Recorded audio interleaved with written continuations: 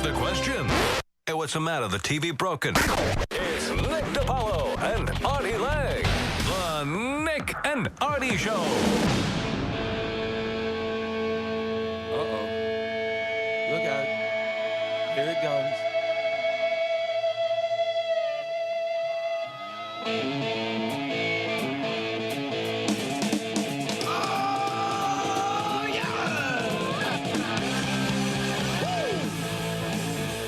Good evening, ladies and gentlemen. I mean, you.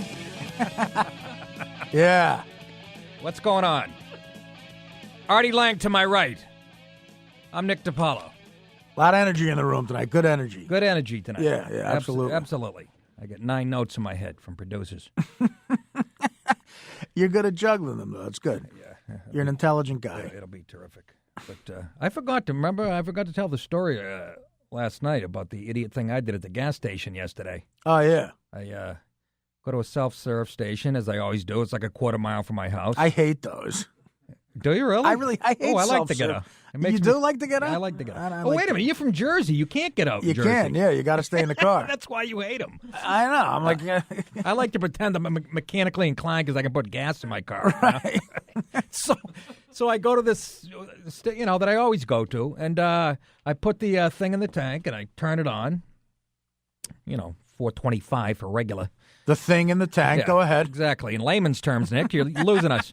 So I put the nozzle in the tank, and I go in the store and buy a newspaper, and I'm such a hurry all the time. I come back out, and I jump in my car, start up, and I drive away, and I hear, "Thing!"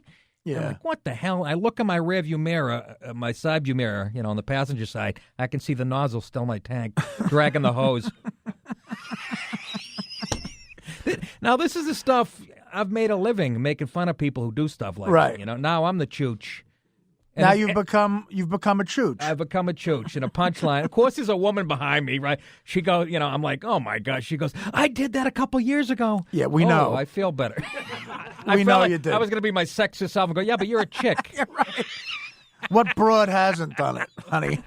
So I'm like, ugh. She goes, you better go in and tell the guy. And I wasn't gonna. I was just gonna bolt. I took the hose out, went back and screwed it back in. Yeah. They're made to pop off now because it happens more than you. Yeah, they're chooch proof. They're chooch proof. In the old days, that happened. It would look like a scene out of Rambo when he shot up the gas station. There'd be flames 600. It used to start a fire. Exactly. So I go back over and I screw the thing back on, and I go, oh, maybe she's right. So I go in and tell the guy. I'm walking into the food mart, whatever it is. He's already coming out with a scowl on his face. It's like old Hispanic guy who I like. I go in there. Well, it's got to aggravate him when that happens. Of course. Yeah. But, I'm like, get out the owner. Get off it. But He's got to deal with it, though. yeah, exactly. So I go, look, I go, it's not like I was going to take off. All due respect, he goes, we got cameras watching you. We saw And That was a good accent, by the way. Was that Luca Brasi or a guy at a guy at a Let me gas tell you station? something. You know, you crazy? Set the place on fire. I'll snap your neck. And so I'm like, I've never done that. That I could go inside, and there's another guy behind the counter, and, he's looking at me like He's I'm a real mad. Mama Luke. Yeah. And I said, well, what do you want me to do? Do I have to pay for this? And, 99 and 3/4 pennies a time, you don't have to pay. But the thing don't work now. I go, what do you mean? It's fine. I just screw the thing back in. No, it's no good now. That means you got it. That means you're going to pay. I guarantee it. Yeah, You're going to get a bill. Am I really? I bet you. They might just charge it to you. Did you pay by credit card? Yes. I bet does it charge it to your credit Oh, card? my goodness. I bet you're right. I bet you get bang about a C note for that. Well, that's the last time I go in there to buy my chili. Yeah, that's when you were telling me off the air. You said that the gas station has good chili. It's typical Westchester. They're selling $12 sticks of prosciutto in there, imported cheeses at a gas station. You know what I mean? And meanwhile, there's a kid in India chasing a water bug with a stick for lunch. Yeah, I know. Chili's unbelievable in there. In rich towns, like you find, like the movie theaters have like mozzarella caprese No, exactly. instead of popcorn. You could get fried galamad. The guy must think I'm a dope, because a couple times I've thought he gave me the wrong change back. I'm like, you owe me $1.50. Then I recounted I was wrong. He must really, Yeah. he must go, this gringo is a real chooch. Unbelievable. But, so, yeah, it's one of those moments in life, and I'm like, how embarrassing. The girl's like, oh, don't worry about it. I did it. I heard you the first time. Yeah. I did that. One time. Do you have any time for this story? It's funny. My friend Linda loves it whenever we talk on the phone for 4.5 hours. She lives in Mississippi. We can't really afford it, but I do it anyway. Exactly. My husband's a maintenance guy. Oh. He likes me.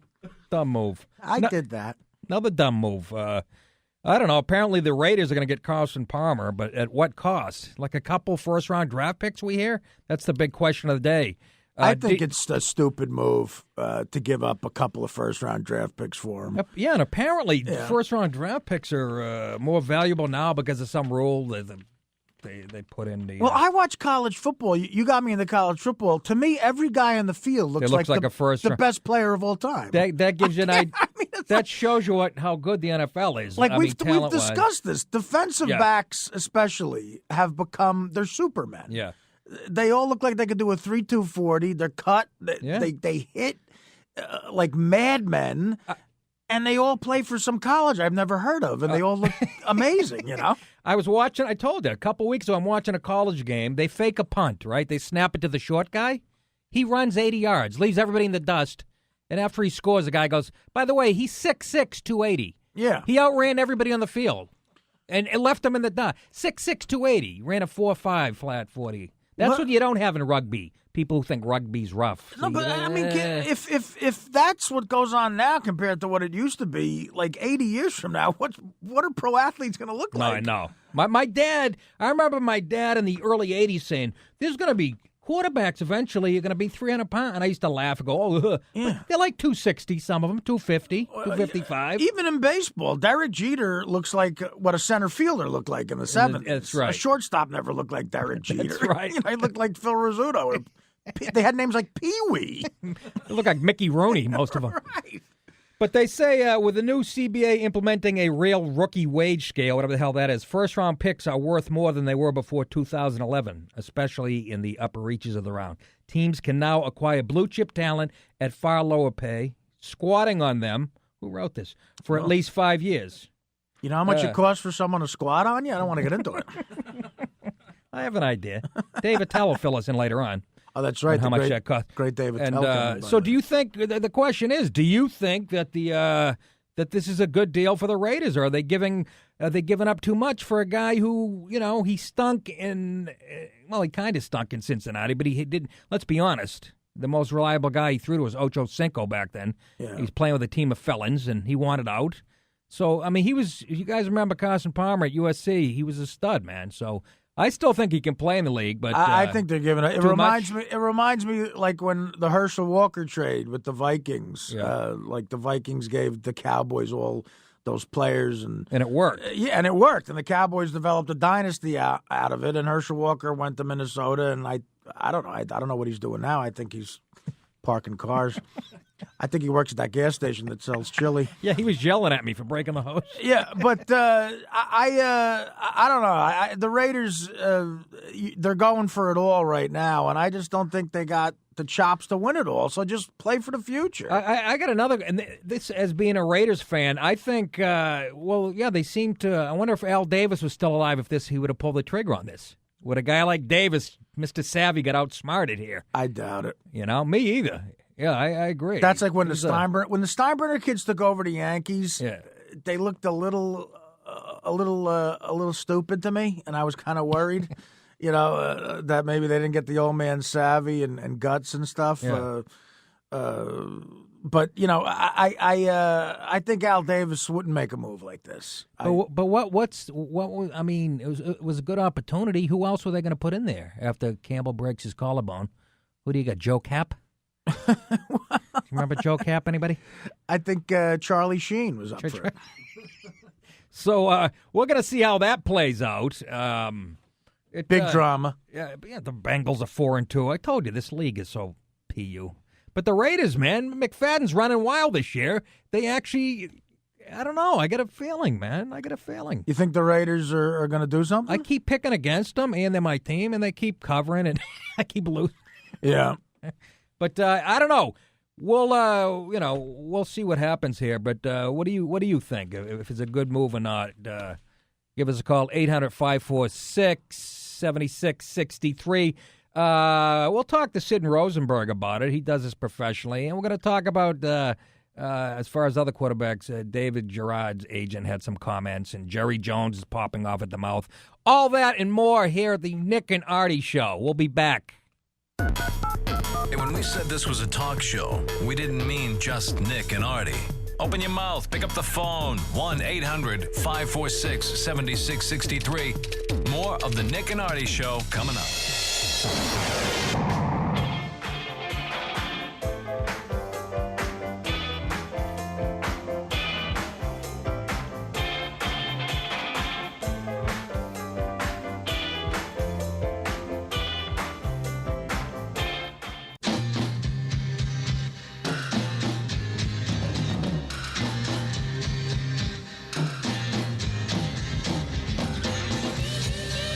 Now, back to two guys who never got caught looking because they both own telescopes. Here's Nick DiPaolo and Artie Lang, the Nick and Artie Show. That's us. That's a lie. I don't own a telescope. You got binoculars. I've been to your house. I do have binoculars. I know you do. Well, you're a sports fan and a pervert. It's a perfect gift. A few chicks across the way. Actually, there's one cute guy, too, that does calisthenics that I look at sometimes. Jimmy Florentine. He lives right across the He way. rips off his Van Halen T-shirt, and he's ripped. Anyways, Nick and Artie, we were talking about the move. By the way, I got to correct myself. It wasn't 2 first-round picks. It was a first round and a second round that the Bengals will receive for giving Palmer to the Oakland Raiders. But it becomes a first-round pick if the Raiders win a playoff game. Yeah, I guess. Who comes up with this So stuff? if they win one playoff game and then lose the second one, I mean, yeah, exactly. Who comes It's up stupid. with this stuff? It's just dumb. Let's go to, we got Dave in Pennsylvania has an opinion on the subject. Dave, welcome to the Nick and Artie Show. Hey, Nick and Artie, hello. Thank you for having me on. Our pleasure. Hey, I'd first of all like to just say you guys are doing a fantastic job. Your numbers are growing. Word is getting out there about your show. The Letterman show was great. Awesome appearance. Definitely getting you guys out there. So I'm happy for you guys. Are the numbers growing, really? Thank you. Yeah, there's a buzz. There's a big buzz about you guys, so it's really good. And my I am agent? I know I'm growing. Yeah, both of us sitting here. How are you? Pass me those eating? donuts, Artie. Are you eating better too, or you still got to eat a little bad? No, I still eat bad. It's the one thing I treat myself to. You still get Exactly. It's the only thing you got left. No, I have an occasional slice or 3. All right. Well, I am going to talk about Carson Palmer, and I swear this isn't a bad. Please do. Yeah, this It's a isn't a 3-hour bad show. call though. But I know it's not supposed to be about Stern, but I just want to let you know he said a lot of really nice things about you this morning on his show, and as a Stern fan, I feel like my two best friends are kind of fighting between you and him. But I know it's not supposed to be about Stern. I'll move on. I want to know, would you put Carson Palmer on your fantasy football team? Is he going to perform? I wouldn't put him on my fantasy team because guys who are into fantasy football don't like chicks. They're into Star Trek and they're really, you got that much time in your hand you can do a draft and all that crap? Really? Carson Palmer on a fantasy football team. Yeah, it's like, I don't know what to tell you. It's like fantasy football, first of all, you got to go to bed early on Saturday night because you got to get up Sunday and make your picks. That's what I always hated about him. When it first started, my buddies, when it first came out, I was like 22 years old. We'll be out at a bar, and my buddies would go, I got to go to sleep. I'm like, why? Tomorrow I got to pick my receivers. I'm Seriously? Like, who you are, Shell? Yeah, really. Yeah. So stupid. But Well, I can't believe I'm playing getting beat up fantasy for playing football. I don't fantasy think he's such a football. A lot great of guys pick. I wouldn't put him on my flag team on Thanksgiving in the front yard. No, he's. I don't even know how it works, but I think he's gonna do all right in Oakland. It might be a good matchup. He played out there in California, and the Raiders haven't had a decent quarterback since Plunkett. He's a USC guy, right? Artie, you he's a might stud. really get into fantasy football, actually. Like, I don't think that's close to the gambling. I think you'd be all right. Like, fantasy football might be a hobby you could get into. You might actually like it, and then you'll feel bad about making fun of me for it. We know. Thank you. No, I'm not making fun of you for it. I'm just saying I wouldn't have the dedication or the commitment that you guys have. It seems like a lot of work. You got to get up and make picks and really do your research and But stuff. you can, but you can remember all those World Series matchups. I know. Thanks for the call, Dave. I'm an idiot. Thank you, Dave. Fantasy football, that started that long ago? It did. I remember when I was in realize like my early to mid 20s. Buddies of mine who got into it would have to go home and. At like 11 o'clock on a Saturday because they had to pick the quarterback. Some stripper eyeing you, and you're like, wow, got to get home. Need a tight end. It's like you're the coach. Fantasy baseball's easier because you just pick a team, and then once in a while you make a trade or something. How about just gambling, like guys did in the old day? Well, that was my theory, and it didn't work out.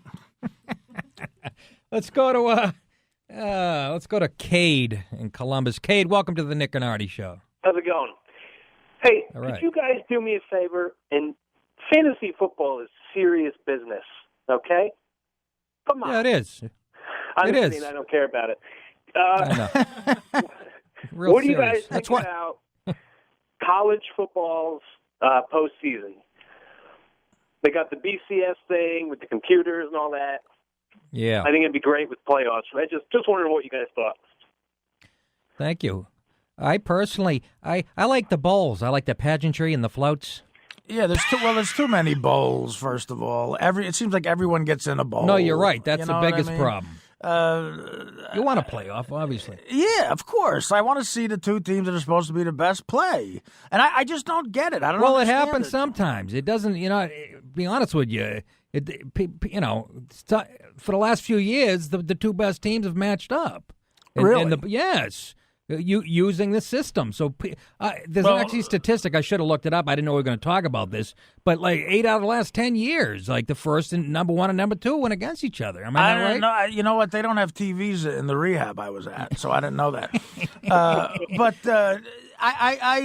There's too many bowls. But when I was gambling, I loved all the bowls. Oh, best day of the year, right, bet on Artie? the Liberty Bowl. Absolutely. Starting at The Tostitos Suncoast Bowl. Yes. But you made a good point about now they let anybody in. Teams with like a 5-6 record. Well, it's like the They're playing NHL. the Citrus Bowl. The NHL used to be there was the NHL. Like every team for a while made the playoffs except like 5 teams. Right. And there was a great New York sportscaster in New York, this guy Jerry Girardi, was real sarcastic for Channel 11. Yeah. This was around like 1980-ish or something. It was the first day of the NHL, and he goes, "The NHL season started today. That's the sport where they play 80 games to eliminate Winnipeg." and boy, is that the truth.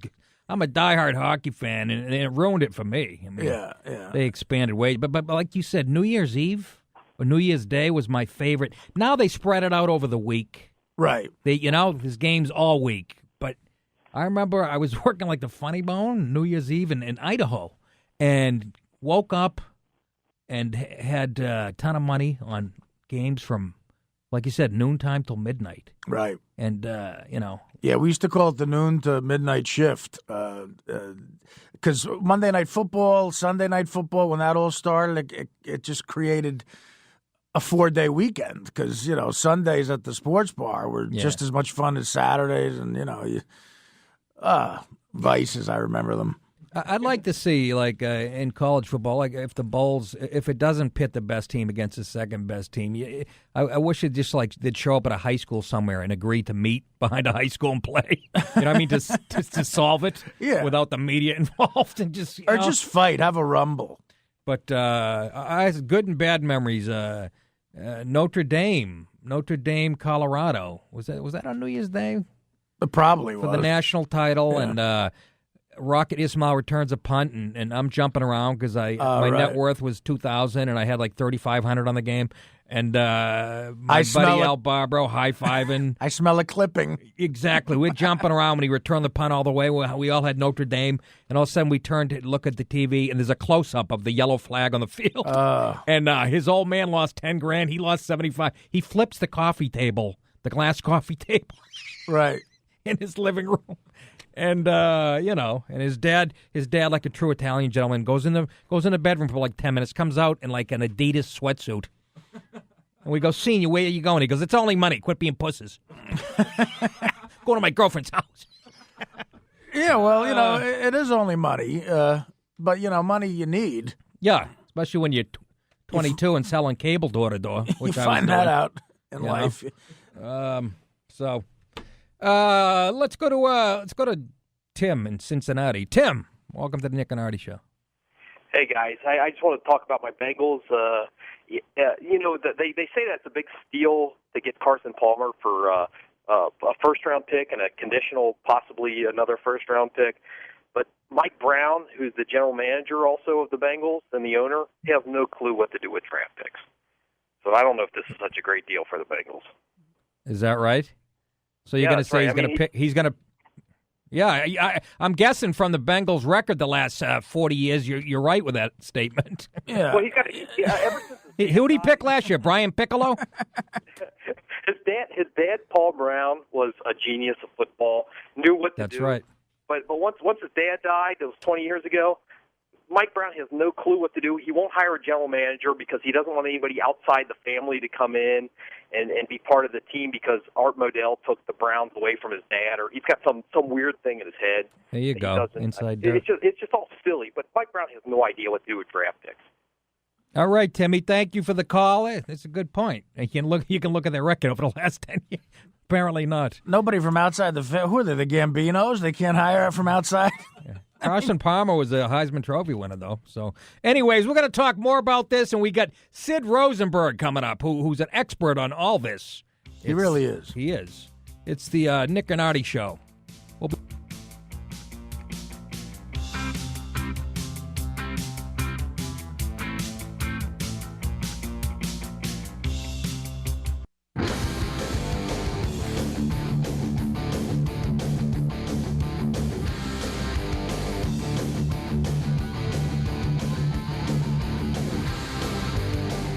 Nick DiPaolo and Artie Lang, two guys who make a living in the sports industry who've never had sex with a Kardashian. Welcome back. Speak for yourself, Artie. I might have had sex with a Kardashian, but not the famous family. A family from South Jersey, I think. The old man. Yeah. David. No, what was his name? I don't even know. Robert. I was close. The guy who O.J. gave a bag to. That's right. No one knows what was in it. And a vacant family. Anyways, it's Nick and Artie. Let's get right to one of our favorite guys, the Sage of Miami, the very popular radio sports guy down there. Sid Rosenberg, how are you? This is unbelievable. Twice in 1 week with Nick and Artie. This is a double orgasm, which I've never had before, but Artie tells me it's great. Oh, thank you, Sid. That's the best compliment we could possibly have. Oh, by the way, here's another compliment coming your way, Artie. You were tremendous. Not good, but tremendous on Letterman on Friday night. Great stuff. Very funny. Thank you very much. I appreciate it, Sid.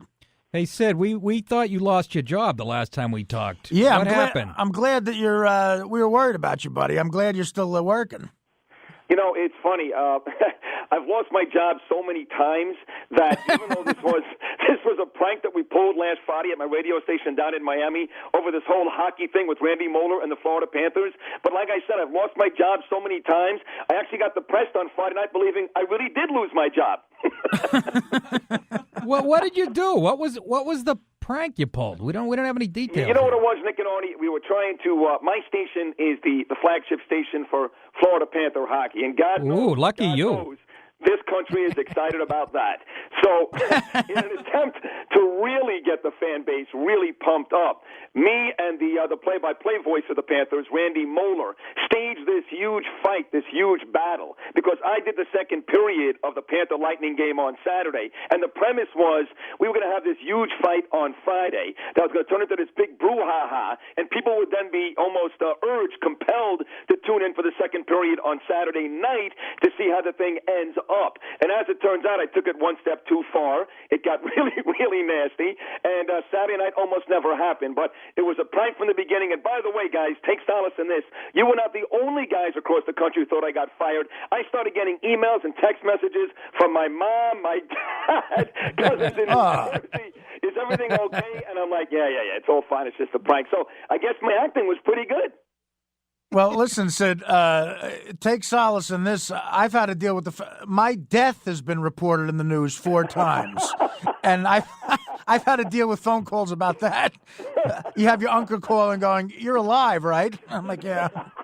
Well, CBS News just said you were dead in a hotel room. And Hey, Sid, did you hear that Magic Johnson? I don't know. He was giving a speech at some college up in Albany, New York. He was ripping LeBron James. Did you hear any of that? I did hear that, guys, and really he was just kind of taking off of what I did on your program last week when I dubbed LeBron James a douchebag right here on the Nick and Artie program. But to hear Magic Johnson call out LeBron James is kind of like, "Hey, Pot, I'm Kettle. How are you?" Well, I mean, it's, Magic is one of those guys that I don't care if he talks crap because, he walked the walk, and won a lot. And clear, he's just giving LeBron a little dig there, which I think LeBron deserves. He's put himself out there, and he did. But I think LeBron. You see the commercial, McDonald's commercial. He's lightened up about it. He seems like a good guy to me. He just he's going to be labeled a douchebag for that. He's going to get his rings too, by the way. I think eventually. Yeah, sure, he'll get married a couple of times. Yes. Well, we'll see. I mean, he's not going to get any wins, it looks like, this year because I'm not sure if the league is going to play. I mean, look, fact is, unless they change the rules, which they may do, guys, the new CBA may not permit Miami a couple of years down the road because of the Larry Bird exemption to have 3 superstars on the same team. One of those guys, like a Chris Bosh, may have to go. But assuming the team stays intact and the NBA starts playing basketball again, do I think LeBron is going to win? Of course, he's going to win eventually. Probably should have won this year, but he completely disappeared in the fourth quarter against the Mavericks. But you're right. Look, Magic Johnson at least did win, won lots and lots. So when a guy like Magic Johnson or a guy like Michael Jordan goes out and critiques a guy like LeBron James, then you know what? They've got the wherewithal to do it. Listen, Magic was a great player. I loved him. I loved him at Michigan State before he was a Laker, and he's been a tremendously successful businessman, to his credit, since he's left the NBA. But I find him to be pretty phony as well. Guys, I don't know what it is, but there's something about the NBA player. I just can't. I don't buy it. I just don't buy it. No, you're absolutely right. What's the matter? You don't think Stephon Marbury seems like a nice guy? Now, that's the one guy that I'll make an exception for him.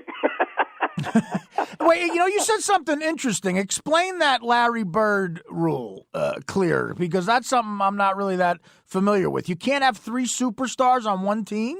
Well, eventually you're not going to have the money. In other words, you're not going to be able to spend that much money on 3 guys on one team. Look, I'm not Stephen A. Smith, guys, and I really can't break it down annually and what that means, percentage to the whole payroll of the team. Stephen A. was on your show last week. He could probably explain it better, but it's been explained to me by Ira Winderman, who covers the Heat on a daily basis down here for the Sun Sentinel, that 2-3 years down the road, if the Larry Bird exemption comes into play, that teams like Miami would not be able to keep 3 superstars. That this idea that Chris Paul may join Amari Stoudemire and Carmelo Anthony in New York with the Knickerbockers, that wouldn't happen because teams would not be able to afford 3 superstars on the same roster. But to be honest, guys, to break it down, dollars and all that, I'm not the right guy for that. I mean, guys, you have to understand something. While this stuff is going on, I'm watching Herman Cain. Well, that guy can dunk, actually. Hey, Sid, why is it called the Larry Bird exemption? That's a very, very good question. And once again, now I'm starting to get the feeling you guys are trying to embarrass me. No. I'm embarrassed that I don't know. I mean, I'm from Boston. I followed Bird my whole life, and I know he was with the Pacers and upper level management there. I just, I'm not sure why it's called. McHale. You had McHale and the Chief. Maybe that was why. There was 3 superstar Dennis Johnson. Real quickly, how about Mangini and the Dolphins? Is there any truth to those rumors? By the way, if you really want to find out more about that, there's this thing. It's called Google. You may want to check it out one of these days and Google We're just trying to keep you busy, Sid. Guys, We don't. Guys, how about this? How great is the world of sports? Here's Eric Mangini, a failure, not bad, a failure with the New York Jets. So what happens to Eric Mangini after New York? He gets another job right away with the Cleveland Browns, where he sucked even more, if that's possible. and now he may get a job. Look, I don't think the Dolphins are going to hire him. Talking to people down here, I've been told by some pretty good people that there's no interest, which, by the way, means he'll be hired tomorrow.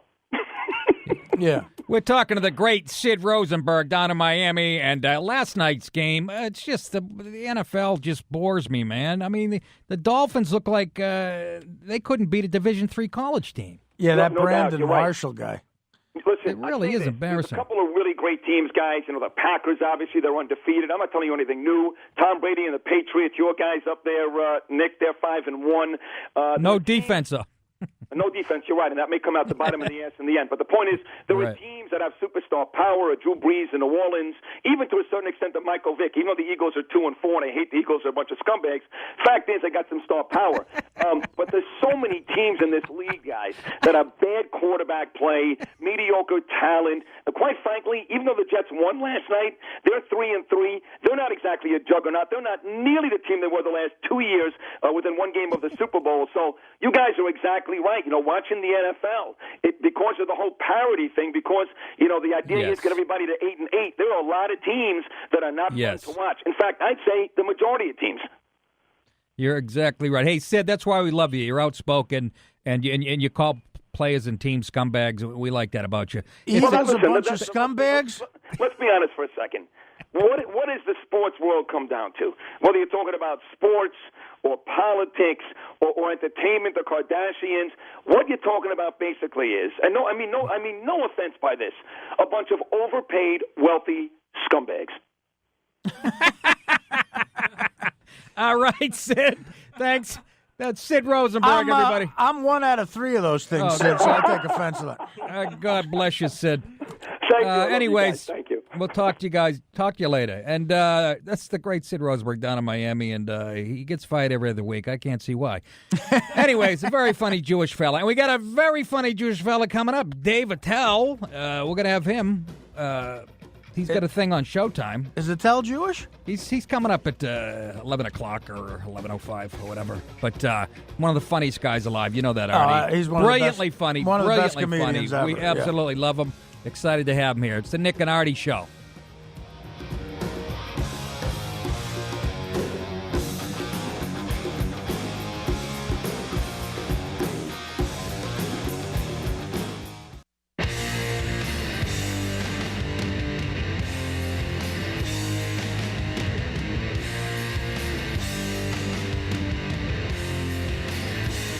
One has several outstanding comedy specials. The other has several outstanding warrants. Nick DiPaolo and Artie Lang. It's the Nick and Artie Show.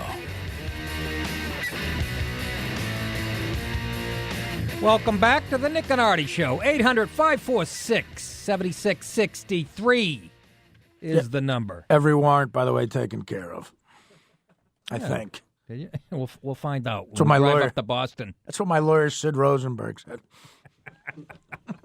At the top of the next hour, the very funny Dave Attell. So stick around, folks. You don't want to miss that. And it's really, I'm tired of, we talk about political correctness ad nauseum, but now we got 4 Democratic senators. By the way, that's where PC comes from, usually that side of the aisle, calling on Major League Baseball Players Association to ban the use of all tobacco products, including smokeless tobacco, on the field, in the dugout, and in locker rooms.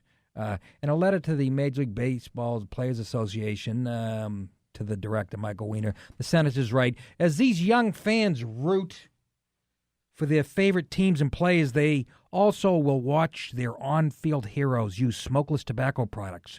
When players use smokeless tobacco, they endanger not only their own health, but also the health of millions of children who follow their example. Come on. First of all, Dick Durbin's involved. If you know, nobody's a bigger dope than him. Dick Durbin, just a great name, first of all.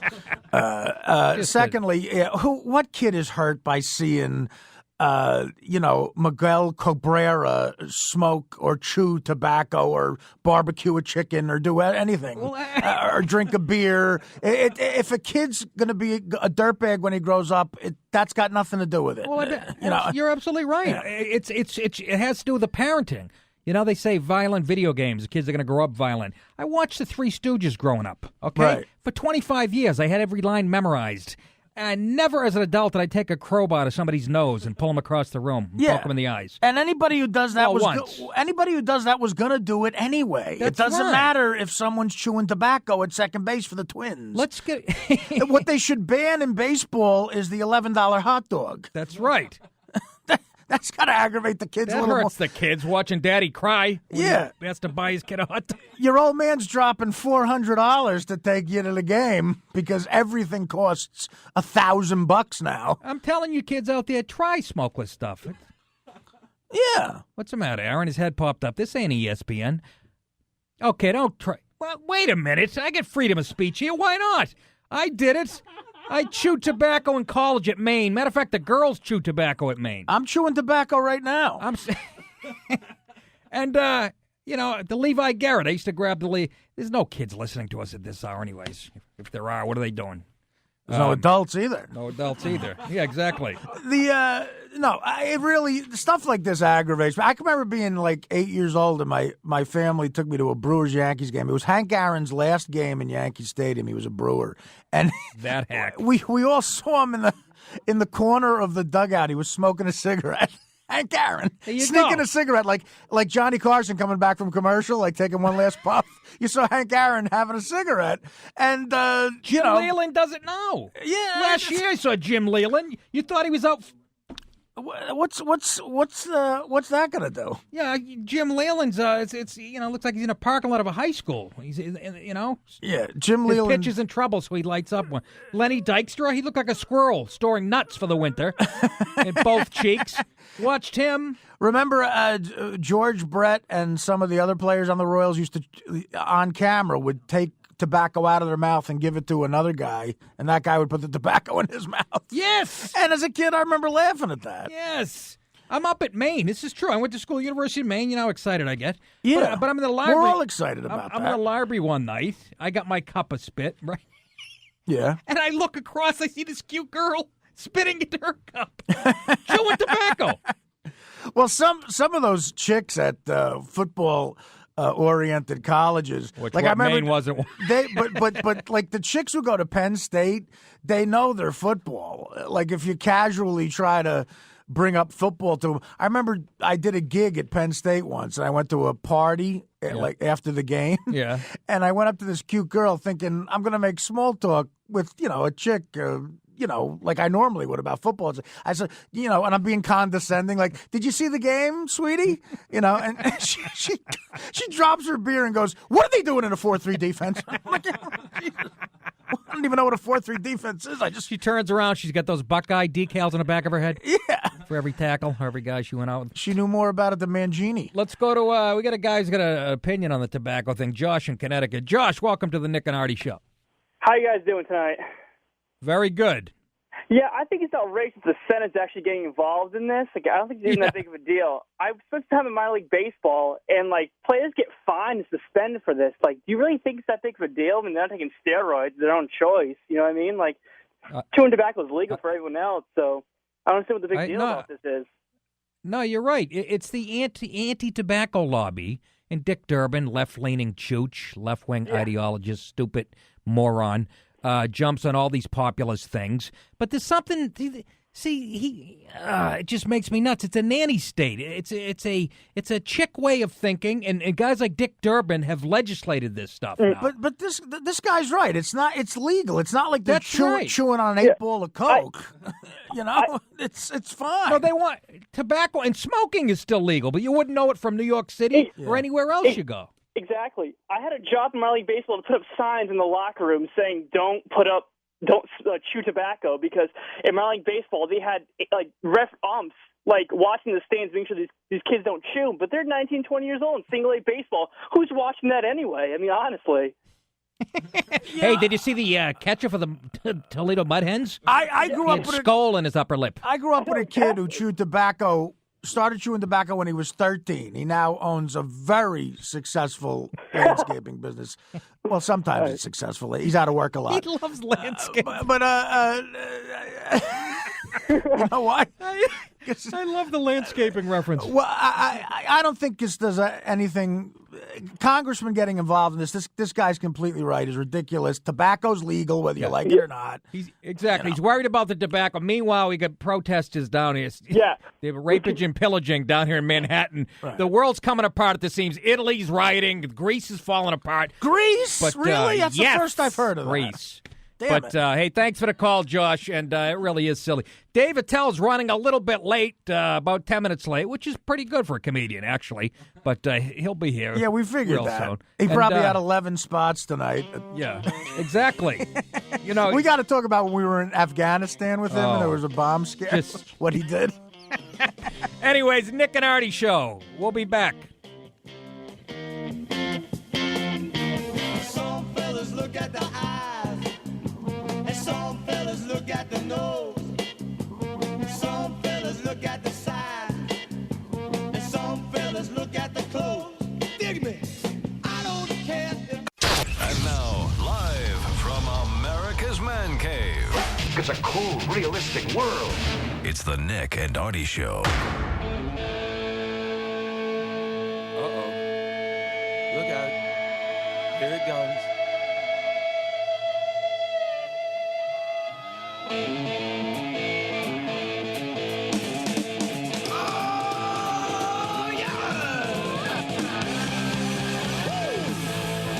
Woo! Come on. Didn't that just get the blood pumping? Welcome back, folks. Whoops. Welcome. Can't say folks. Yeah. I got to put a nickel in the jar. Welcome back, you people listening in your cars and in your hot tubs and on the roof, working on your shingles and. Shingles a disease. That's right. I have a slight touch of those sometimes, and I get run down. You? I every once in a while, I think I have the shingles. It's like it feels like a sunburn. Yeah. Letterman gets them real bad. He has to take a couple weeks off. I know. Nixon, too, used to get them. Nixon had the shingles? President Nixon used to have shingles, yeah. Is that right? Right. What a shame. I did not know that. What do you mean? The guy was great.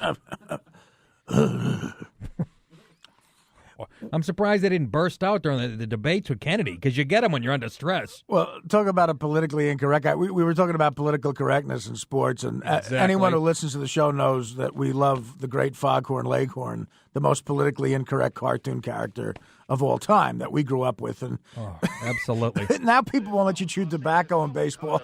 It's a clip. We have a clip of Foghorn Leghorn calling a kid gay because he doesn't play baseball. This is how he did it. There's something kind of about a kid that's never played baseball. Why don't you just say gross? Jeez. But we found another clip of Foghorn that's a little politically incorrect. He supposedly, What's this one? well, supposedly it's an episode where he's mad because the winter is coming up and doesn't want to be cold. So he hatches a plan where he's just going to marry an ugly hen just because she has a house.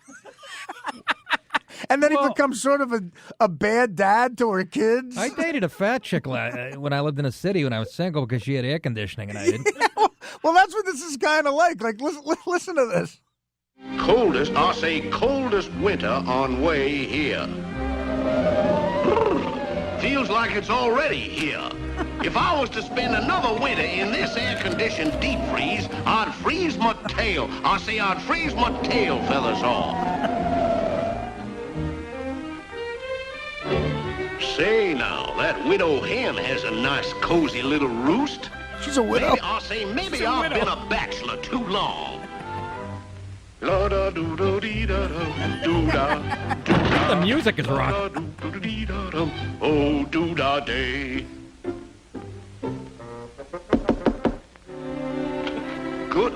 Good day, widow hen. May I come in? Sakes alive, a man! Come right in, Mr. Leghorn.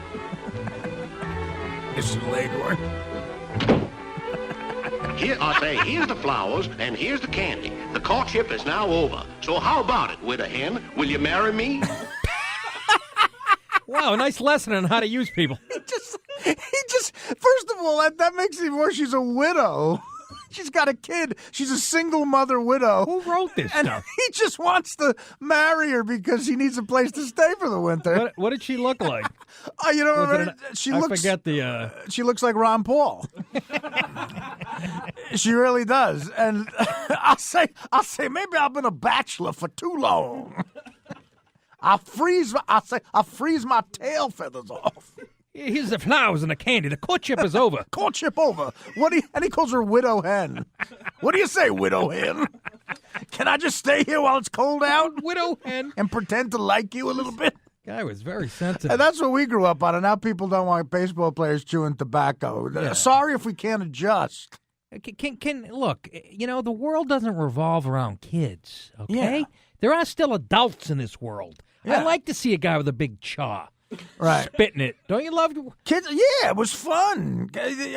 People like spitting like practically on the catcher when they're up. And... Absolutely. I mean, I'm sick of this. The world doesn't revolve around you kids. We're taking away the grit. Kids are starting to take over, man. Like, you ever? Well, you're right. You go out like if two adults are with their 10-year-old kid and they're trying to take a picture with their phone. Yeah. The two adults keep handing the phone to each other. No, you got to do this. No, you got to do that. Yeah. Then the kid just takes it from them and takes the picture in 4 seconds, saves it, JPEGs it to everybody, emails it to some. Whatever the hell he does, downloads it, sends you an attachment. Kids really are getting too much power. Well, how about the fact another thing that's politically correct related to sports, taking the bubble gum out of playing cards, baseball cards. The You gum didn't know was that, did you? Yeah, the gum was awful, but still, it was fun to get. I love that smell of that piece of cardboard gum. Why did they do that? I don't even remember hearing why that. do you think? Sugar's bad for kids' teeth. Oh, that's why. Well, it's a chick thought. I'm sorry. That doesn't come from men. Right. But guys like Dick Durbin, who pretends he's a man, lets this stuff become legislated. Yeah. We just got word David Tell's downstairs banging on the door, 14 floors down on the sidewalk. Somebody go get the guy. Yeah, we're going to send some people out to get him. He's got an 11:35 at the comic strip. Exactly. Get him. But it's getting out of control. Football players are wearing pink. I saw the Bears wearing pink, and that's a team where it's really weird to see pink because, like, you imagine Dick Butkus in pink socks. But hockey, the mandatory face mask in college hockey and what for every player? Yeah, that happened a long time ago. Again, well, if you these look are little freedoms that get taken away. If you look at some hockey players, I'm all for hiding their face. I mean, let's. Who was the guy on the Detroit Red Wings? Do you remember? Ted Lindsay, his name was. Yeah. Ted Lindsay, I think he was a Hall of Fame. He was a tough guy in the 50s. Right. But what he was known for, he was most known for over 700 stitches in his face. If you remember Jerry Cheevers for the Boston Bruins, he wore a goalie mask with fake stitches on it. That's what Ted Lindsay looked like. Yeah. And they used to interview him, like, in between periods. And you wouldn't even hear what he's saying because you're going, what, did somebody take a straight razor to him while he was sleeping? I know. I love those in-between period interviews. It's like the guy's just got done playing a period of hockey, and some guy, again, with a microphone on his face. Like, the guy's sweaty, bloody, looks like he just, went through D-Day. Another favorite thing in hockey is when they interview the French-Canadian players. When they speak English, they never use the plural. Right. They always stick to the singular. It's like, so how long you been playing with the Bruins? 2-3 year now. Great bunch of guy. We have 22 win last year. I got in tree fight after that game. Go out, meet a girl with 2 big boob, have 10-12 bear, and have 6 kid with her. I got 700 stitch. That's right. Take a stick to the face and lose 2 tooth. I could figure it out, though. It's fine. But it confirms what I've always thought, that French people with French accents are stupid. And young kids, don't try smokeless tobacco. Or try it. Or try it. Or it's up to you. It's up to your parents. You're a kid, and if you're a good parent, you'll say to your 11-year-old, "Don't chew tobacco anymore, or I'm going to punch you in the face." There's a novel concept. Instead of letting the government. This is why I vote the way I do, Artie. See? Yeah. Seriously, it's that's more government in your life. Dick Durbin, what are you doing? One time, I remember, again, kids are too sensitive now. Back when they used to have drive-in theaters, my father would never want to pay for me and my sister. Yeah. So he would put us in the trunk while we went through the pay station. That's healthy, to see a cartoon. Can you imagine? And it was fun. Of course it was fun. Now he'd get arrested. Till he... Maybe some people agree with that, but... but as it relates to sports, don't you agree? Don't you agree out there that it's... Let guys be guys. That's the when bottom line. When we're watching the game, when we're playing the game, when we're not doing anything, which is my favorite pastime, doing nothing. Tobacco, who cares? Foghorn Leghorn's trying to date a widow just to get a place to stay for the winter. I can't watch the Yankees without them running that quit smoking hotline. They have about 12 different ones. Right. Now, and they show gross stuff. Seriously, there's kids watching the ball game. Yeah. But they don't worry about that. They don't care about the kids seeing a guy talking through his neck during a commercial. No, exactly. Can't the kid enjoy a ball game, watch a Yankees game as a kid? I didn't have to see that as a kid, watching the Red Sox. Some woman in her 60s missing every other finger because she smoked her whole life. Right. And first of all, again, if you're going to smoke as a kid, you'll smoke as a kid. And the other thing I hate is that they make kids wear bicycle helmets. I really, know. Kids, how about adults now? They look goofy. When you're 12 years old, you want to look as cool as possible, for the chicks. Yeah. And those helmets look just retarded. But what's at the root of all this? It's cautiousness. And I'm sorry, that doesn't come from male DNA. But like I said, guys like Dick Durbin allow it to happen. And guys have bought into it. Younger dads who are in their 20s now. Right. They would never let that kid go out with my old man. I mean, people are so sensitive. Now, you go out now, you have, 10 or 11 shots of tequila, and everybody wants your car keys. Anyways. Sorry, I was having a good time. Absolutely. We got, speaking of 10 or 12 shots of tequila, a guy coming up who I think he's quit that habit, but a guy who would agree with all of what we just said. A very, very funny man, Dave Attell, and we get a lot more show. It's Nick and Artie, 800-546-7663, and hopefully Attell made it to the front doors. I'll say.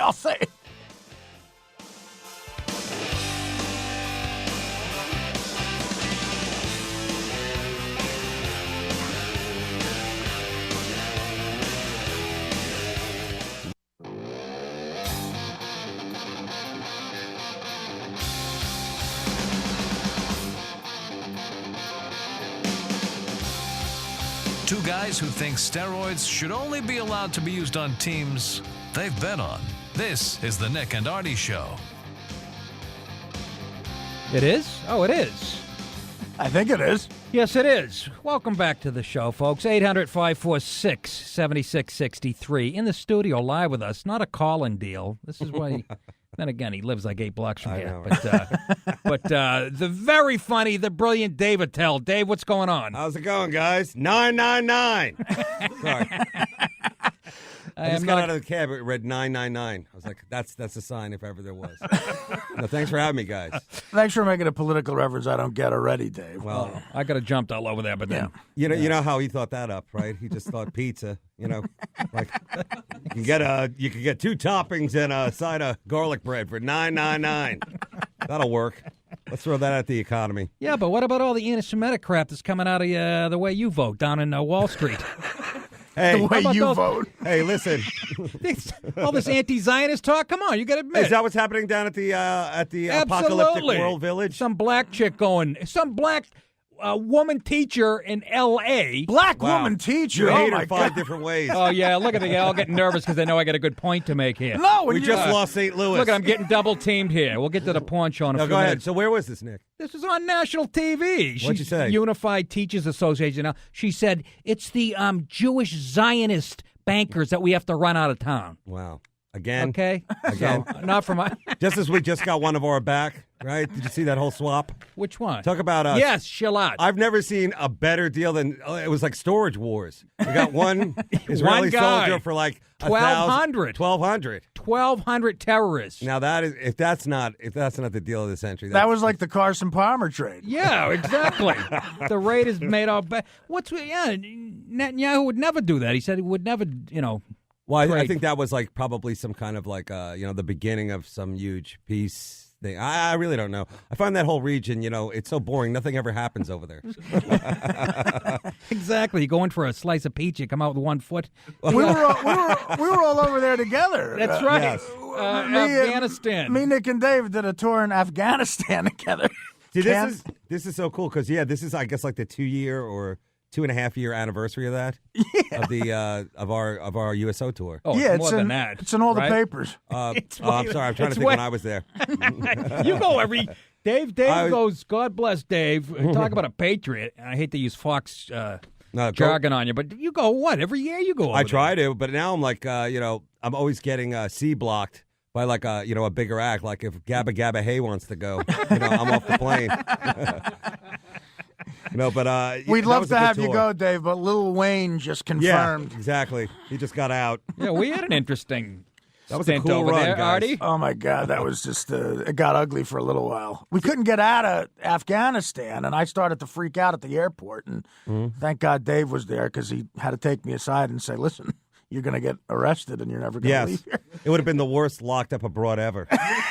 5 guys with Ambien trying to get out of Kyrgyzstan. Some bar like Kyrgyzstan. We were at like Kyrgyzstan Yes. airport. In an airport at like 2 a.m. Artie starts freaking out. I wanted His to limo get, was late. I wanted to get home. My limo was late. His Sorry. croissant at the Starbucks at the Kyrgy airport. No, sorry for wanting to get home. Yeah. You made me so nervous. So I went and got I went to that little pub that's open, and there was prostitutes hanging in the dark corner of the airport. And so what's your point? No, it was I was and just also pissed that you were freaking out. That was great because I haven't thought about it until you said that because there was like a little like like when you go to Newark Airport, there's like that little gift shop to pick up a magnet, whatever. Rape whistles. Yeah, exactly. I love Chris Christie, whatever. But over there, it's like you can get like a prostitute, a shot of Jack Daniels, a chicken. Yeah. Whatchamacallit? There was a guy walking through the airport with a bow and arrow. Remember I said that to you? That's right. A bow and arrow. Yeah. And this was like 6 in the morning. That's right. So, yeah, it was 6. Happy hour starts early in Kyrgyzstan. It was 6 in the morning. 5 days of being on an Apache helicopter and sleeping in a bunker. Sorry if I was a little aggravated. No. We couldn't get on our plane. We're just glad you did it. Yeah, but you guys are right because I bought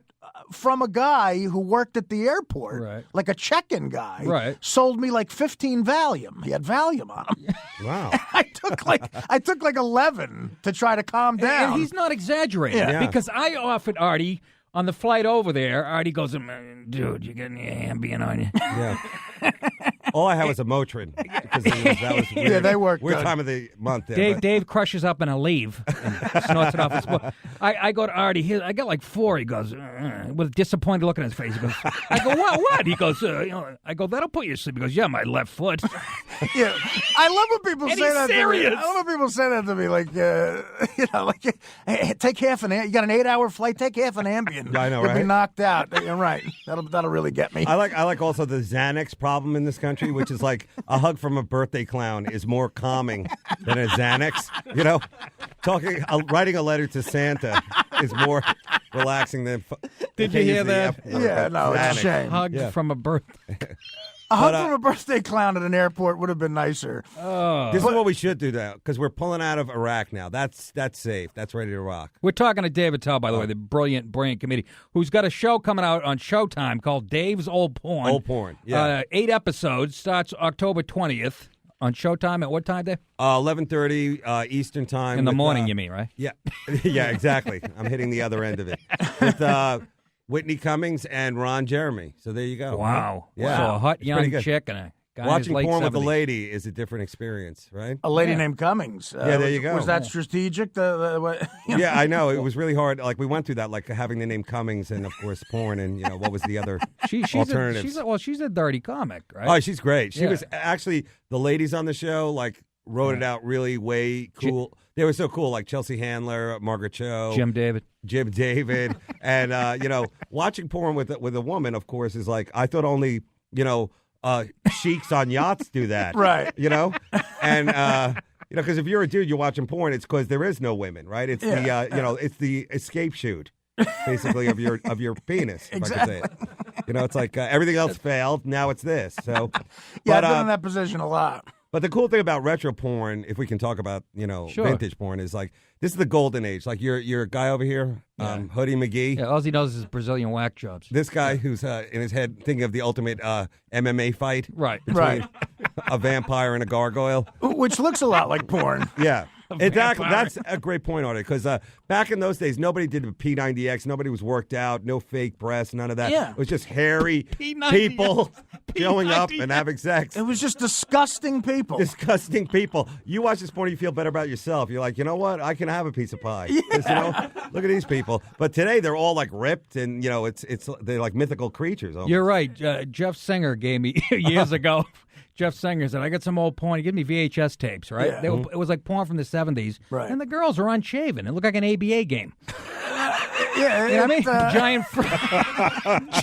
Giant froze everywhere. Exactly. No, It was remember that? Like unbelievable. a whole generation's growing up where, broad shave. It was like two skunks fighting in the street. It was the 70s. I don't know what the hell that means, but we're laughing at it. The 70s porn, the girls had hair on their back. See, speaking of Greek and the Greek economy. Austerity measures. Yes. The waxing of the back is going to be every other month now. So you, Dave, you watch. It's sort of like that. What was the show that was on Comedy Mystery Central? Science Mystery Theater. You Absolutely. Great call. Yeah, How it's does it kind of the work? Mystery Science Theater of porn because we do it all on a green screen. We kind of do commentary on the porn. And then at the end, we bring out the legends like Ron Jeremy, Nina Hartley, Seika, who I'm sure. Seika. I had a poster of Seika as a kid. Yeah, I think every guy had a fantasy about her. Right. She's like the uber blonde goddess, super hot. I always used her as a reference in jokes that nobody ever Nobody, got. yeah, exactly. I That would compared- work with your nom crowd. I compared Daryl Hannah's acting. She made Seika look like whatever Adler. What's her name? And Paul F. not Paul F. Tompkins. No, he wasn't available. He's doing a spoken Paul F. word Tompkins. across town. No, Paul Thomas, who's a director and, of course, a porn guy, and Sharon Kane. And then we had Norton and, Adam Carolla and the other guy. So, but watching with the dudes, it's kind of like, sausage fest. But when the ladies are out there, and, of course, watching this old porn, it's not really... Like, they don't do the fish hooking and all the other stuff, because we brought in the new porn stars like Belladonna, Christina Rose, and Bobby Starr. The fish and they hooking? found it quaint. They were like, look at this. This is adorable. Look, he's not dropping bombs all over in her eye. Right. They're like, look at that. Jamie Well, Gillis is hugging her. There's cuddling. It's kind of like, LeBron James watching a 1950s basketball game. He just thinks it's cute. Yeah, they were like, oh, that's adorable. Look at that. Just A set two, shot from the chest. Just two penetrations. Aw. But it was a simpler time before Twitter. Really? They had to adapt. Yeah, and porn was something that it was rare to watch it. You had to set up a machine, and you couldn't just hit a button and see it. Now it's forced on you. No, it's the reason I don't write bits. I sit down on my computer. I'm going to write 20 minutes, and it lasts about 30 seconds. Click over to amateurhousewives.net. Well, you're married now, so I guess the huge hope of the network is that you and your lady will relax with a nice wine, light a candle, spray some lavender in the room, and just enjoy yourself. But I think it's a little raw, for that kind of stuff. But definitely, it's a good ex-wife. How is this? This is going to be brilliant. I cannot wait. Hey, can you stick around? Oh, I'd love to. Or do you have 11:40 to strip? Stick, please stick. I'm here. It's a great day to tell. It's the Nick and Artie Show. 800-546-7663. Stay with us.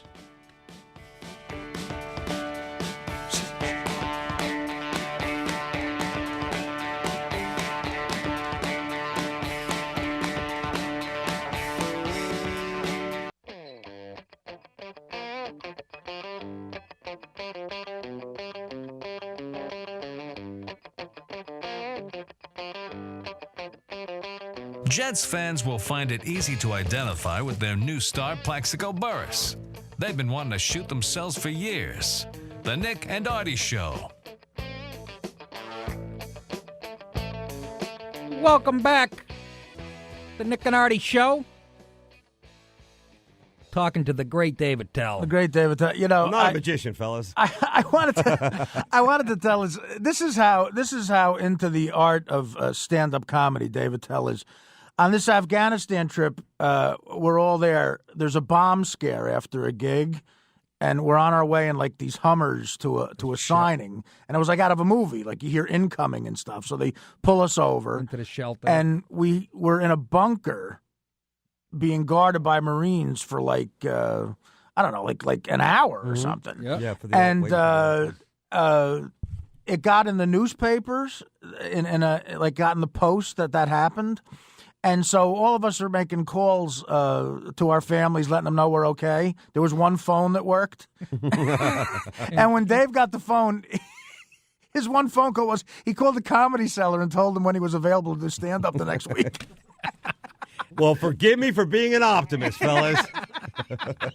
Show business never sleeps, much like our enemy, the Taliban. I thought that was nice. Dave's like, I got a 1205, but you might have to lower the mic stand. I'll be using a helper monkey. But no, that was definitely the highlight of the trip, which was getting to do all those shows for the troops. And the next time I went back was not a comedy show. It was Billy Ray Cyrus. Oh, that's right. Anna Kournikova. So I was like kind of the like Bob Hope-esque dude. What, you like opened for Billy Ray Cyrus? Well, I was like the MC, and then we'd bring out like a couple different acts. That was a Christmas show about 2 years ago. Oh my and that God. was really cool. How many times you been over there, Dave? 5 times. Five times. That's what I wanted to get to, is that like Iraq now is like we're pulling out. It's time for us businessmen, young entrepreneurs like ourselves, to go in there and build like a club, kaboom, Kabooms. whatever you want to call it, kabooms. Kabooms. Yeah. Kaboom. I said that on my Raw Nerve special, on my Showtime special. It's time to go in now, These people are ready to laugh. I'm ready. And we'll pay you in oil. How's that? They have comedy clubs over there, and they don't even, in the lobbies, it's not pictures, actual heads hanging on the wall. Of, people who've appeared there. And it's, but 5 times, man. See that? Well, some of the funny bones do feel like you're in a spider hole. Yeah. Their green room. Yeah, exactly. Yeah, that is weird. That we were talking about that too. How like the green room now in these comedy clubs, right? It's like there really isn't one. It's like a closet. It's just a bathroom. Let's take a call for Dave. Cool. Chris in Kentucky. Kentucky. Say hi to what's Dave up, guys? Attell. So you know, What's up, brother? I've been to all 3 of your guys' shows before, so we're out here, we're listening. You guys are great. I've been to every single one of your guys' shows before. But Great. this Thank question's for Dave. You're on. What's up, brother? Well, you're on. I think this is kind of a sports show. It seems like a sports show. Yes. Do you know anything about sports? That is a great question. Actually, not really. I know growing up on Long Island, Giants and Jets, Right, yeah. We had that whole thing going. The Mets, you've heard of that. What the sport Mets, do they yes. play? Dude, I'm not wearing a leotard. I'm wearing a unitard, all right? I'm ready for fencing. There's a little camel toe in the room. But, no, you're right. The sports that I particularly enjoy are never really covered on a Raw show like this. A nice cricket match between Pakistan and one of their enemies, the rest of the world. You like, what's it about called, sweeping? Yeah. Curling? Sweeping fan? Curling. What about the gym class, Dave? Growing up a gym? Yeah. You gotta. I guess Do you know being what sport Michael Jordan a played? man of a Hebrew. Yeah. Kind of a sad fat kid with asthma. Now they call that cyberbully. Just like that cyberbully candy right there. I did like the martial arts growing up because that was like the 70s and 80s. Oh yeah. Dave, Everybody wanted to be- quick follow-up question. Do you know what sport Michael Jordan played? Yeah, basketball. Oh, okay, all right. You're not that bad. No, Dave is our Florida Panther expert that we brought in. He doesn't know Wow, the this guy really quarterback. took me to school. It's sad when the guy from Kentucky makes you feel some guy running a meth lab waiting for the next season of Breaking Bad. The guy's cooking. Ask with him. Guys in Kentucky available to call us and ask us a question. He's seen all of us do stand-up. What kind of a life is that guy leading? But it's that's the cool best because life Kentucky. ever. It's great. But Kentucky is like one of the last wild places, like Lexington. Where are you near, Lexington or Louisville? Lexington. Okay, dude. All right, well, I'm sorry. I didn't. I didn't Oh know no, I'm from the city. You know, taxes, from New York. Lost my job. Yeah, and so I had to move. Oh, okay. So I bought a house outright for what Artie's mortgage probably was on his condo. Okay. I bought a whole house down here. All right. So I'm comfortable. Don't worry about me. But I should have you. We weren't. All right, Chris. Thanks for the call, buddy. Appreciate that. That was like half Tea Party debate. You know, let him die. I lost my job. Let him die. You're damn right. That's always fun moving from New York to Kentucky. That's either the greatest move in your life or one of those like just throw everything in a bag. We're out of here. They're coming up the stairs. Yeah, that's usually where you go when a Shylock is after you. Or I don't know how he saw me. He must have flown somewhere to because I never told a joke in Kentucky in my life. I did, and I got thrown in jail for it. Well, you got to go over to Nashville. A little bit of Jesus. I got caught smuggling books in there, but those damn Jim Crow laws. See, that's why I told you guys I don't know that much about sports. So. No, hey, I don't care. No, but this guy's right. Now I feel like I'm taking the seat away from Sporty you- McGee. he looks an like Asperger's guy who knows everything. he looks like part of the Penske crew, the guys that when you pull into the pit stop, you change your tires. Look at it. Yeah. Oh, there's a good way to link them to sports. Perfect. That's not bad. There was not to whatever, but that crashed. Indy 500, dude. That was sad, man. And I didn't know like these cars. This is not NASCAR. This is like the ultimate. Indy cars. Yeah, the Indy cars, man. That's wild. They have to stop that. They don't have a thing. It's like just their head. It's like they're in a convertible. Yeah, that's weird. Waving and it's like a Batman car. It's crazy. You're asking for trouble. Yeah, no, we're not trying to make. Come on. No, I'm saying you're asking for trouble if you do that. I thought you. I'm not critiquing how you're running the show. What, he's the censor now on the show? Yeah. Artie?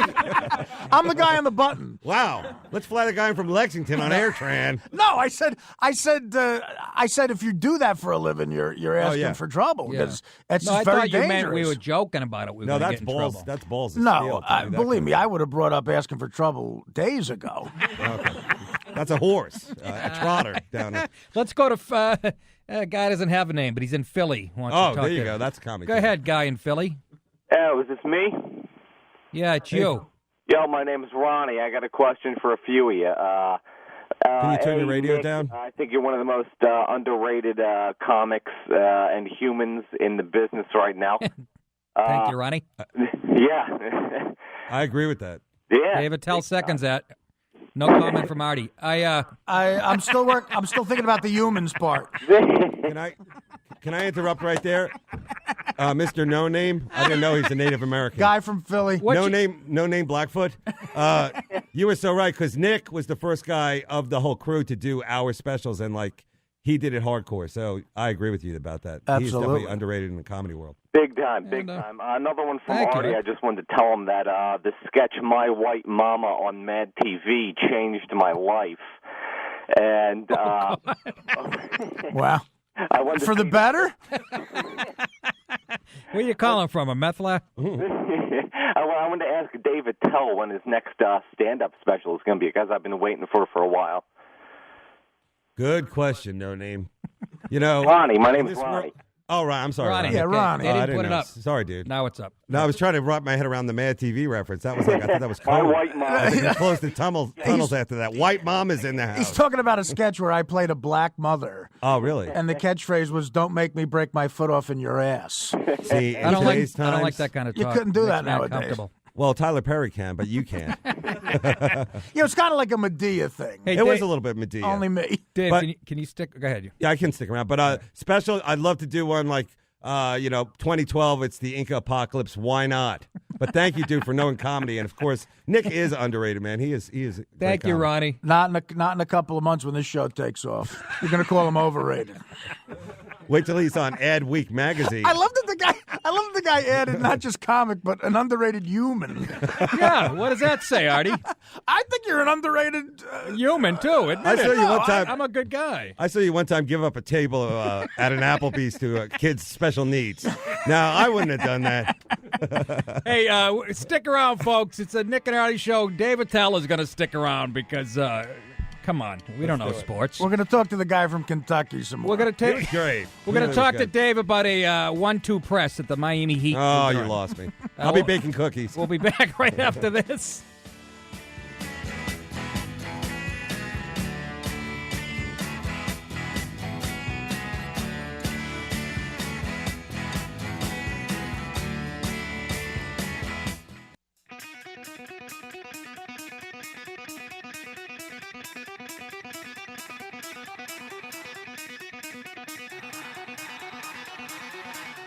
Nick and Artie, two guys who thought the royal wedding meant George Brett was getting married.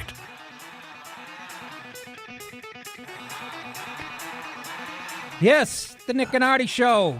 Dave Attell is here live, ladies and gentlemen. By the way, go to nickandartie.com and we archive the shows. You can listen or you can listen live. Right. We're on iTunes now if you want to listen to the podcast. Oh. Right? Aaron, take your time Yeah, getting Dave. information to me. Wow. Did you hear that, Dave? Is that a big deal? We I don't just know. lit up. It's a not podcast. It's not all about your show. I know. I didn't know you guys Is that had a your own big deal? podcast. We don't even know. Is that? We I see think Marin, that's a big deal. Marin made, he cleared 11.5 last year doing the podcast.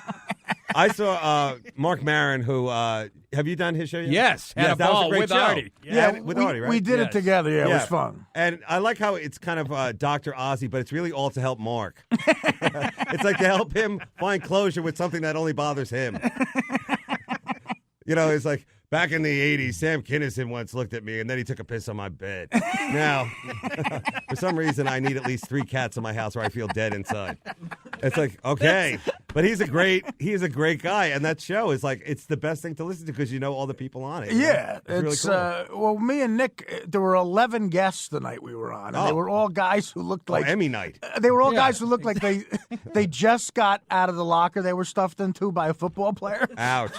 And they had like bow ties on and like the nerd glasses. They all wrote a book you never heard of about what it's like to be a geek or something. And then they're all out there doing comedy, and then me and Nick have to go out there like 2 old Italian guys who everyone's gonna throw stuff at. And I know some guy goes to me, "There's a leak in the pipes in the bathroom. Can you get a wrench or something?" I'm like, "What are you talking about?" Oh, you guys did it like live in front of a crowd. In front of a live That's cool. I audience. did that too. Yeah. he came to Brooklyn, and We were bullying the other guests in the green room. I like that. but it was fun. Artie slapped a sandwich out of a kid's hand, pushed him over a couch. It was actually a nice green room. And of course, on the way there, this is how my career is going. On the way, we go through the Battery Tunnel. We try to go through the the Easy Pass, and the thing wouldn't go up. It said low funds. Artie gets out of the car, which the cops love. Artie's like jumping across lanes. Yeah, Cops like, get back in the car, will you? And I've done that before. That is the best. Then that woman, who's always that woman, who's the Shirley Hempel. toll keeper, has to get out, where she's just comfortable. She's about to read her El Dario. And she's like, takes her time, her sweet time, to push that one button. Whatever. Toll collectors, yeah. I had a friend who used to be a toll collector on the Jersey Turnpike, and in between cars, he would do lines of coke. He was a cokehead, and he would get all aggravated when a car came. Not that's the economy. only part of his job. He would get mad that he had to take money from and add up the ticket and stuff like that. It's I don't know. I see you on a regular laptop. I don't know if this is being taped. That's Aaron's. I got the kind you crank on the side. Yeah, exactly. You got the. Doesn't have an apple. It has like a rotted pear on it. You have to get a rescue dog to run a treadmill. But how come you're not going to the iPhone? I can't work that. I just figured out the payphone a couple weeks ago. Oh, you did? But I have a rotary cell phone. Oh, you do? You have a smartphone? I have Because I was going to say smartphone. that, the Steve Jobs thing, very, very sad. Yeah. Of course, a genius and everything. But the people were leaving flowers and apples in front of the store. Yeah. My buddy tripped on one of these apples.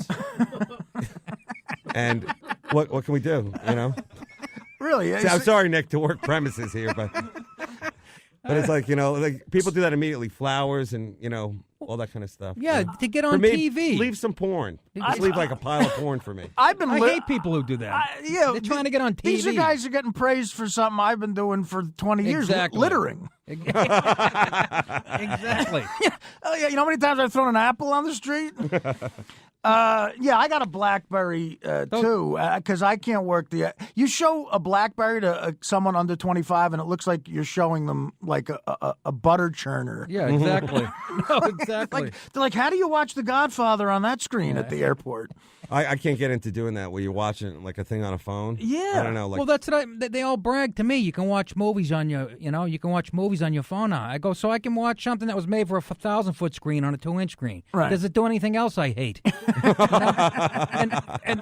And they go, that's not the point, Nick. The point is you can watch movies anywhere, like at work. Oh, you watch movies. That's why China's economy is growing 50 times faster than ours. Right. In China, they'll tie a guy to his workbench. If he doesn't make 50 Tupperware bowls by 5 o'clock, they put a bullet in his head.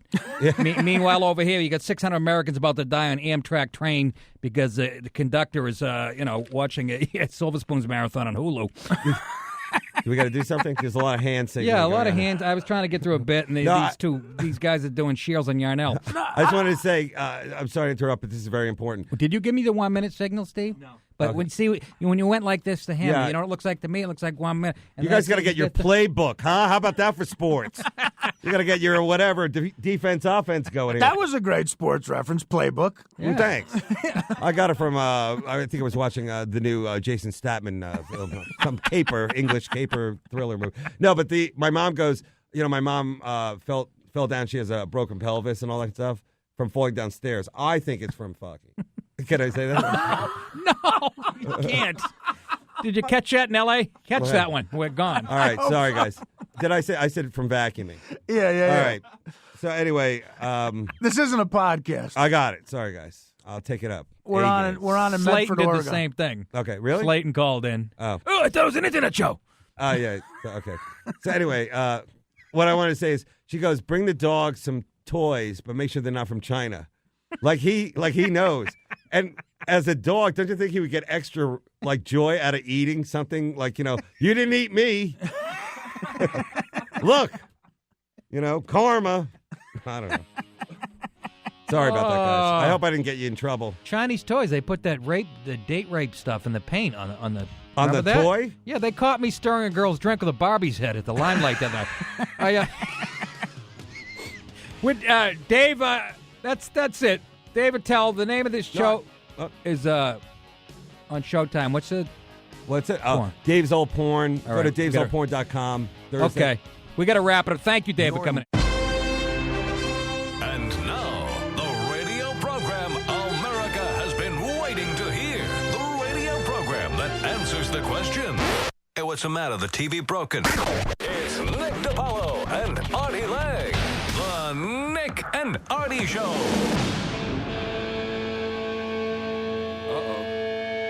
Look out. Here it goes.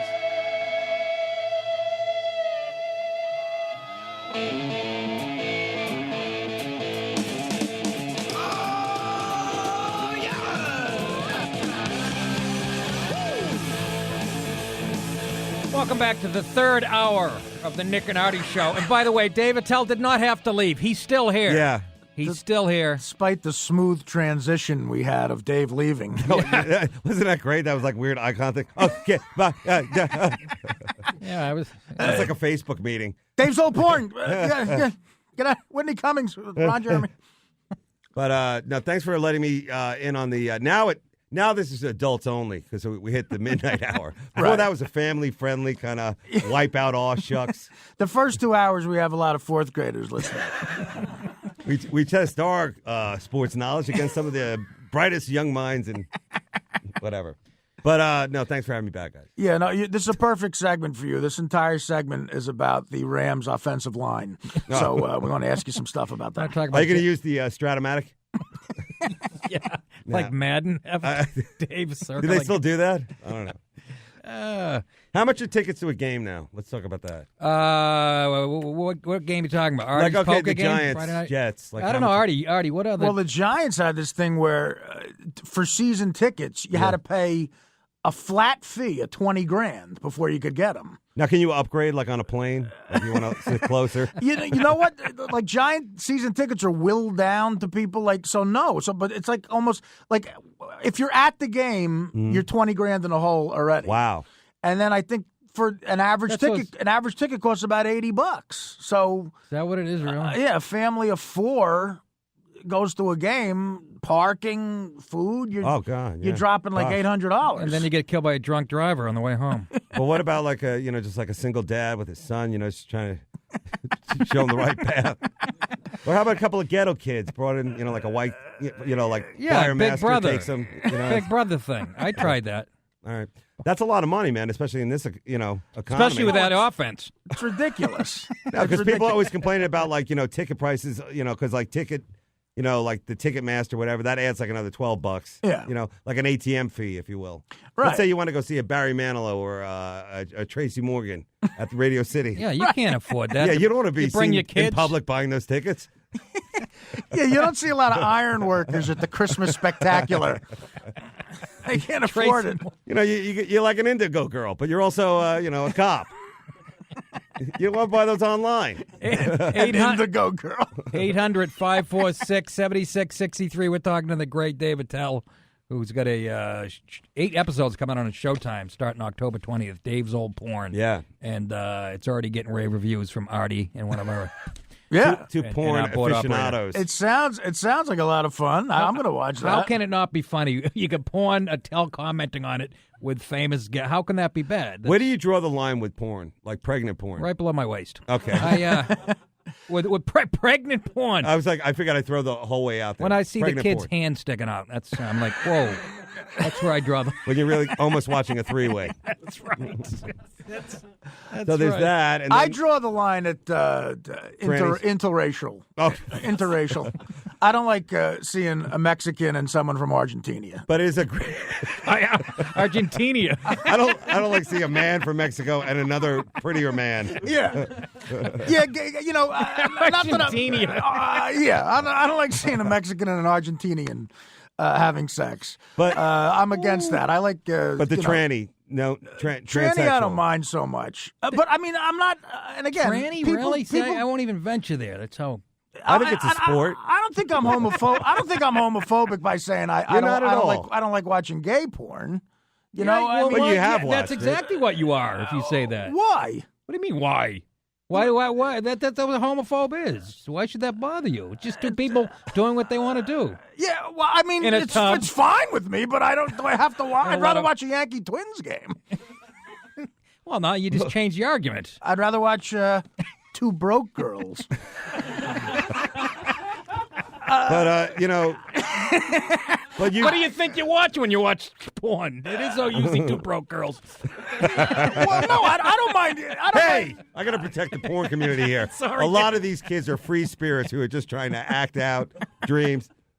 Did you guys ever, when you lived when they're out down on Wall Street taking a dump on a cop car, filming something in their shower with their Android? Did you guys, when you lived in L.A. or in L.A., did you ever go to a porn party, like thrown by people in the porn business? I went to a few of them in the Valley. We didn't have a sketch on Mad TV in Yeah, the exactly. early 90s. That's actually we when didn't I have that went. in. That's actually when I went. And I was fighting T.K. Carter for 155 at the main room in the comedy store. That's an insight. You're watching the birth of a kid called Tomahawk, who is now. That's David Tell and Artie Lang. I'm Nick DiPaolo. 800-546-7663. You haven't lived here. You've been to a porn party in Woodland Hills. What was that like? That's where they shoot all this stuff. Yeah, it was unbelievable. It was like deep in the valley. You have lived a life. I went to this party, and it was. It's tough making small talk with guy porn stars. Though. Yeah, it really is. Like they talk in references that I just have nothing to say. Like and they all want to be legitimate actors. They're like, "Who's your agent?" And give him Joanna Bexon's number.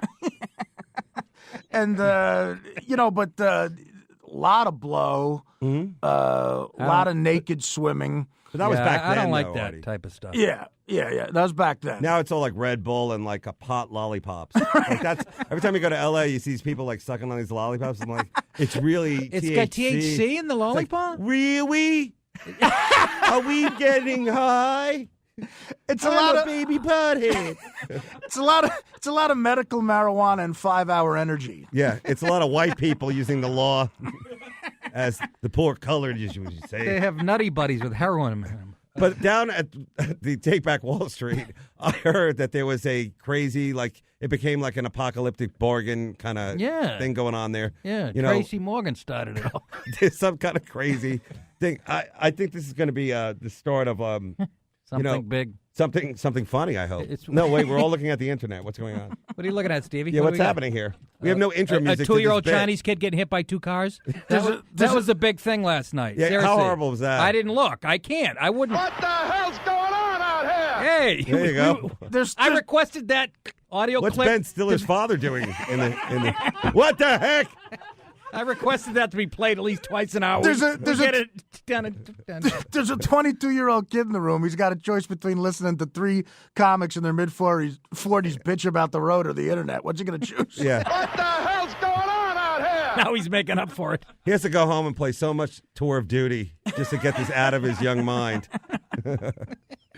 Hey, should we take a sports question? From Yeah, caller? a real hardcore All right, sports all right, guy. a real That's what this hardcore. show's about. Vince in Queens. Go ahead, Vince. Hi, Talking to fellas. David How Tell. are you? Good to hear the comedy tonight. Thank you, Vince. I thought he was a sports guy. He is. Are you? He's return kicks. Well, this is kind of a mixed question in a sense. I mean, I was listening. I was going to talk about sports, the WNBA. Yeah. Okay. And then I heard the guys talking about porn, so I'm a little confused right now. Okay. Well, what kind of porn do you like, Vince? Kind with WNBA chicks in it? I played sports. I was not the Olympics, but we have an Olympics, my community, and I did weightlifting, powerlifting. Wait, you had your own local Olympics? I didn't know that was allowed. In your community. In What Queens? community is that? Was Maria Not Shriver really there? local. What It's not was a it? local Olympics. The double L train Olympics in Queens? The Q I'm sorry. and Honor. What's the matter? You never heard of the Flushing Olympic? So you weightlifted. That's cool. You weren't a roid guy, right? You just straight up did it. No, a lot of guys do the roids. But you didn't. You didn't do it. You didn't do it, Vince. I'm not going to say I didn't. I'm not going to say I did. Who is? Okay. Well, what are we, Hey, cops? this is not that kind of show, but that's cool. I just What I did you- just admitted to buying Valium at an airport. Can you believe that now we went from weights back to push-ups? Now it's like, just by pushing up on this incredible pushing up machine, gravity. You can that's what tell it us is. if you did Vince, come on. roids. You're not talking a Bo Deedle over here. It's a David Tell. I did synchronized aerobics. I've done the flags. I've done the ribbons. Oh, nice. Speaking of China, I thought that was No, only no, a that- communist sport. That's in my Olympics. Oh, you like So to can do I get flags? Can I get to the question? You guys seem to be having a Yeah, lot of please fun. do. Do it. Go ahead. Do you think that the WNBA should have a restriction as far as? Well, let's just face it. I don't think that there should be as many women in the WNBA. Yeah, that's a good point. There aren't any women But in you the know what? WNBA. Do you know what the W does stand for? Women's, though. Okay, fair enough, sir. Who is that? That was Okay. David Gregory. Okay, Well, Mr. put it Gregory. this way: if there was a calendar, the women of the WNBA, would you buy it? I'd stop. I'd stop keeping time. Absolutely. First of all, I mean, that's not my thing, the basketball and everything. But did you hear that there is a transgender firefighter? I think it's in New York City. Yes. It's called Rescue Me, Him, Her. Is it Well- transgender? Well, it's about time. Yes. No, Well, absolutely. then why That's what I can't want. one go into the WNBA then? Because I think isn't that like they do that gene thing? where That's they, right. They test the DNA. Wait, no, that was Hitler. Wait, hold on a second. Well, that's who the commissioner is. No, but yeah, Nick, what is it? Like you have to be a certain X chromosome? Yeah, they do a blood test like they did on Stern with that. Remember that broad? Yeah. Well, that's And, fair, but don't you think that that's discriminatory towards certain people who might want to be in that league, or maybe they can't make the men's league? Well, tough snookies is what I say. I wanted to play quarterback for the Patriots growing up. We can't all have what we want, okay? Let's grow up in this country. Fair fair enough, Rick, but I don't think that. We'll You using son of porn a assumed gun. names. Listen, I Dan. love you, Vince. Strong-minded man. You're a strong-minded man, Rick, and I understand that. Okay, No, but maybe he's your right. partner there. And I appreciate. All right, Maybe. we thank you for But the that call. could definitely. Can we? Is there going to be a time when we control the calls and I can like click them off? Seriously. No. No, it's going to go through L.A. Seriously, a month from now. Aaron, I'm talking to you. Well, if you would pay your T-Mobile on time. Your anytime man, minutes. I'm current. Your anytime minutes. Anyways, are we're dripping gonna away. take a break, and this is great. We got the legend David Tell here. I want to look at this video when we get back, and then I got to roll out of here. But this is. He's got to roll out here. It's a weird time to roll out. 12:17. Where you going to Danceteria? It's the Nick and Artie Show. 800-546-7663. Come on back. We got more to talk about. Porn and sports.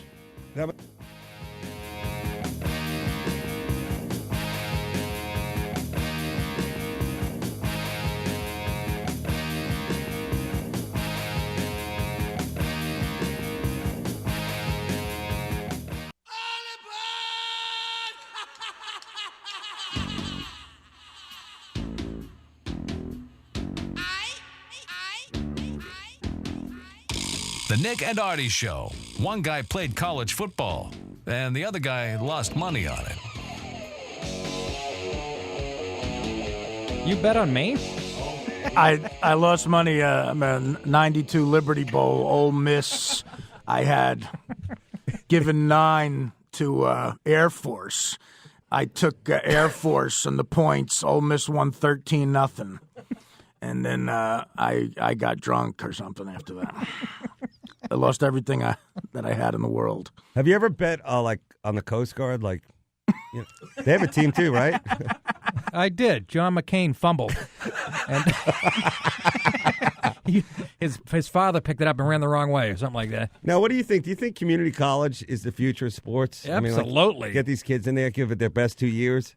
So, I went to a You can community. learn how to work a ratchet set and return punts. Come on. I went to a community college for 2 weeks. All I did was go to the game room. Me and my friend used to hustle 9-ball, three-way 9-ball. you're telling us. Yeah.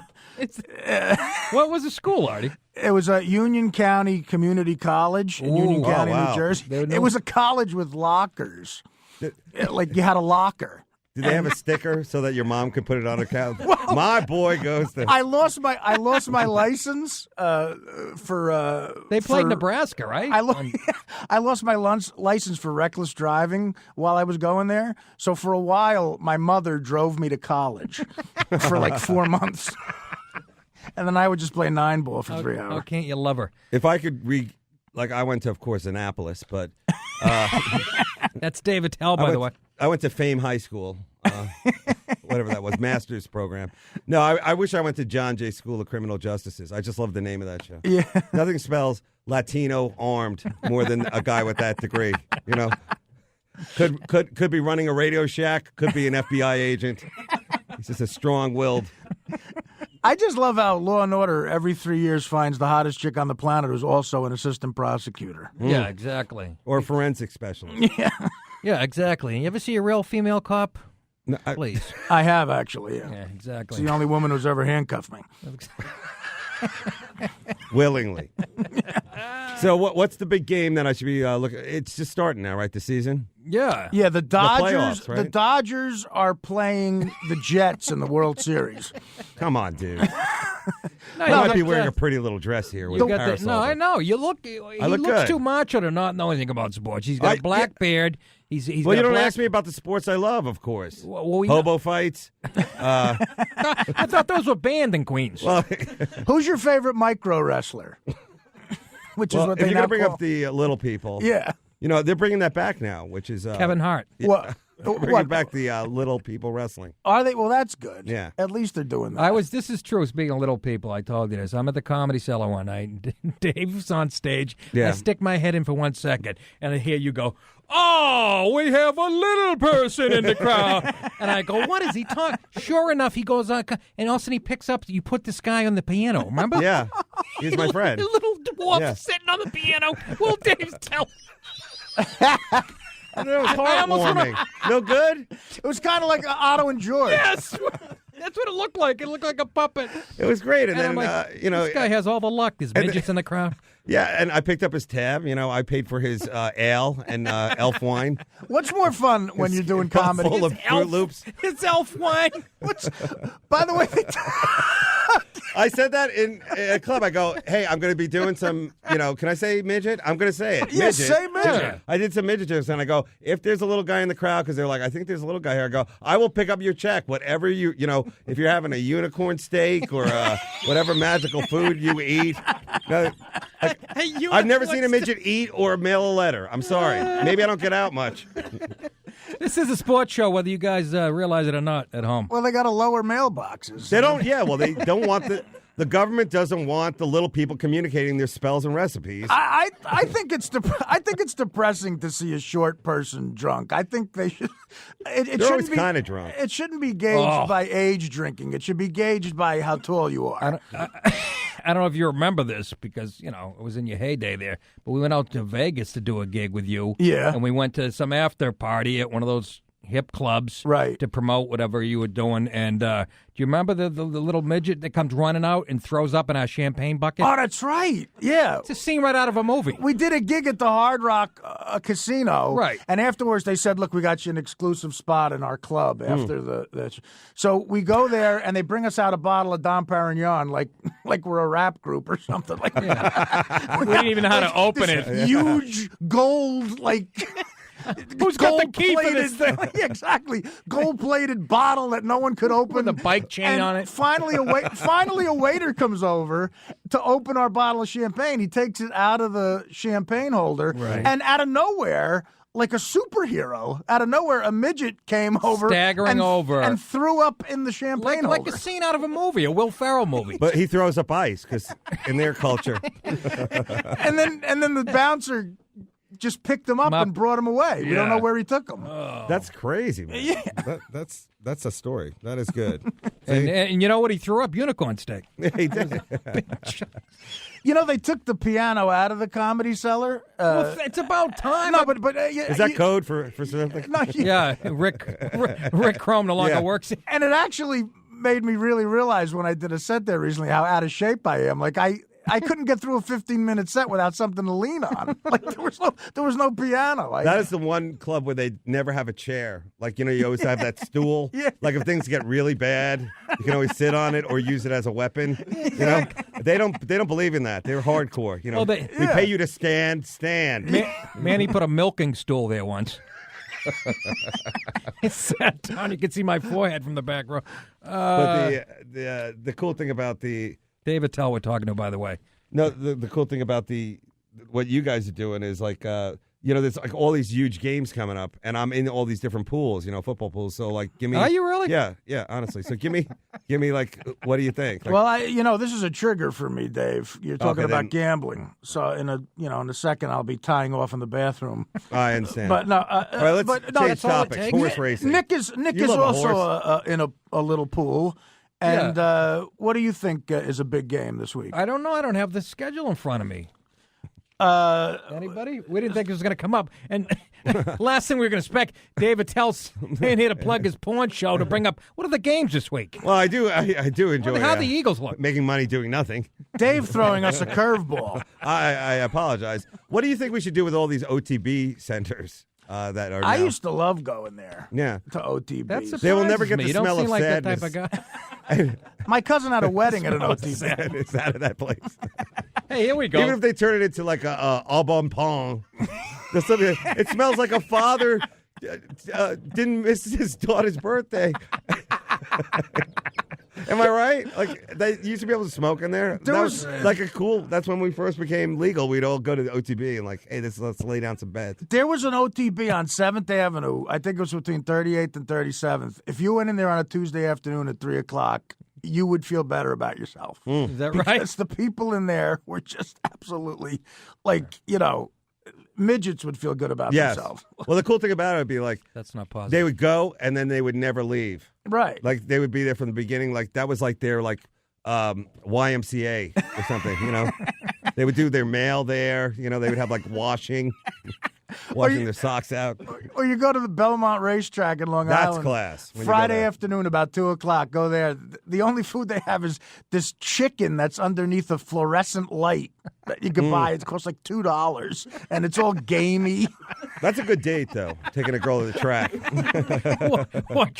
watching her throw up in the parking lot. Like, you're a young guy. You probably want to take her out for some kind of let's build habitat houses, some kind of let's put up a turbo windmill or something. But take a girl to the track. Be a player. Yeah. Hey, guys. Hey, another PBR, honey? I'll be right back. Dave, we Look need like to say Jake goodbye LaMotta. again, but we're going to have to. But You guys kicked me more times out. I swear to God. no, you said you had to go this time. Well, I thought we were going to watch some clip on the net. No? We have 10-minute segments. It's not like when you go on Stern, you can talk Whoa, for 40 sorry, minutes. fifth year on the air. I don't know. I didn't know that you guys have a format already. Format? We don't. I can't even believe you got Nick and Artie the domain name. That sounds like I can't even believe you got that. That's We a had to great pay grab. for it. Yeah, A you did. Japanese porn company owned it. It was a diner. We had to. It was a scrap metal yard. Right under the G train in Camden. Astoria. Well, do you want to stay the rest of the show or not? Yeah, I mean, you got I'll those go out and homeless I'll come gloves back. on, huh? I'll go out and come back. You got to smoke. Yeah, well, I didn't know. Go in the bathroom. I'm not going to do that. Why not? Because whatever the laws of the.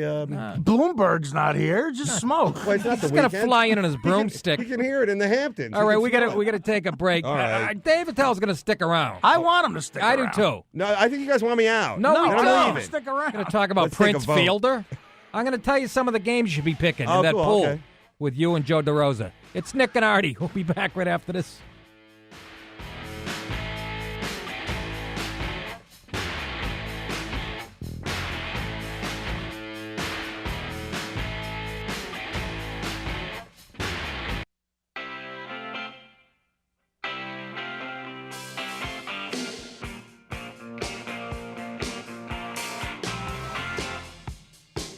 The Nick and Artie Show. The wrong place to go for soccer scores. Yeah. Welcome back. Nick and Artie Show.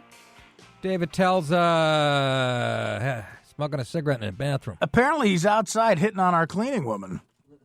That's what I heard. Is that right? Yeah. You know, those outfits get him crazy. I'd like to see those two settle down and have some kids. Sarcastic, 72-year-old Polish woman. half and Polish.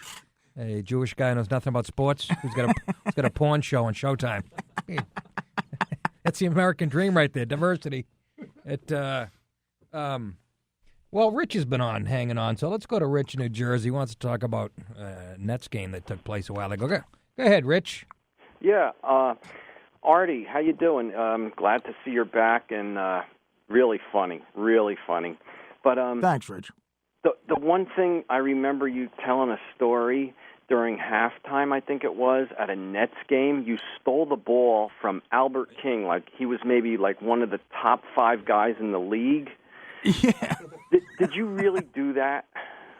Well, here's what happened. It was halftime. I'm 17 years old. I'm at a Net game, and it's halftime, and me and my 3 buddies snuck down to the front row, and Albert King was taking a warm-up shot. So Albert King takes his last warm-up shot, and it bounces off the rim, and it's bouncing in the middle of the floor. So my buddy Kev said, run out and grab it and take a shot. So I ran out. I grabbed the ball, top of the key. I dribble it twice, turn around, take a fadeaway jumper. It almost went in. It would have been the greatest moment of my life. It hits the edge of the rim and bounces back.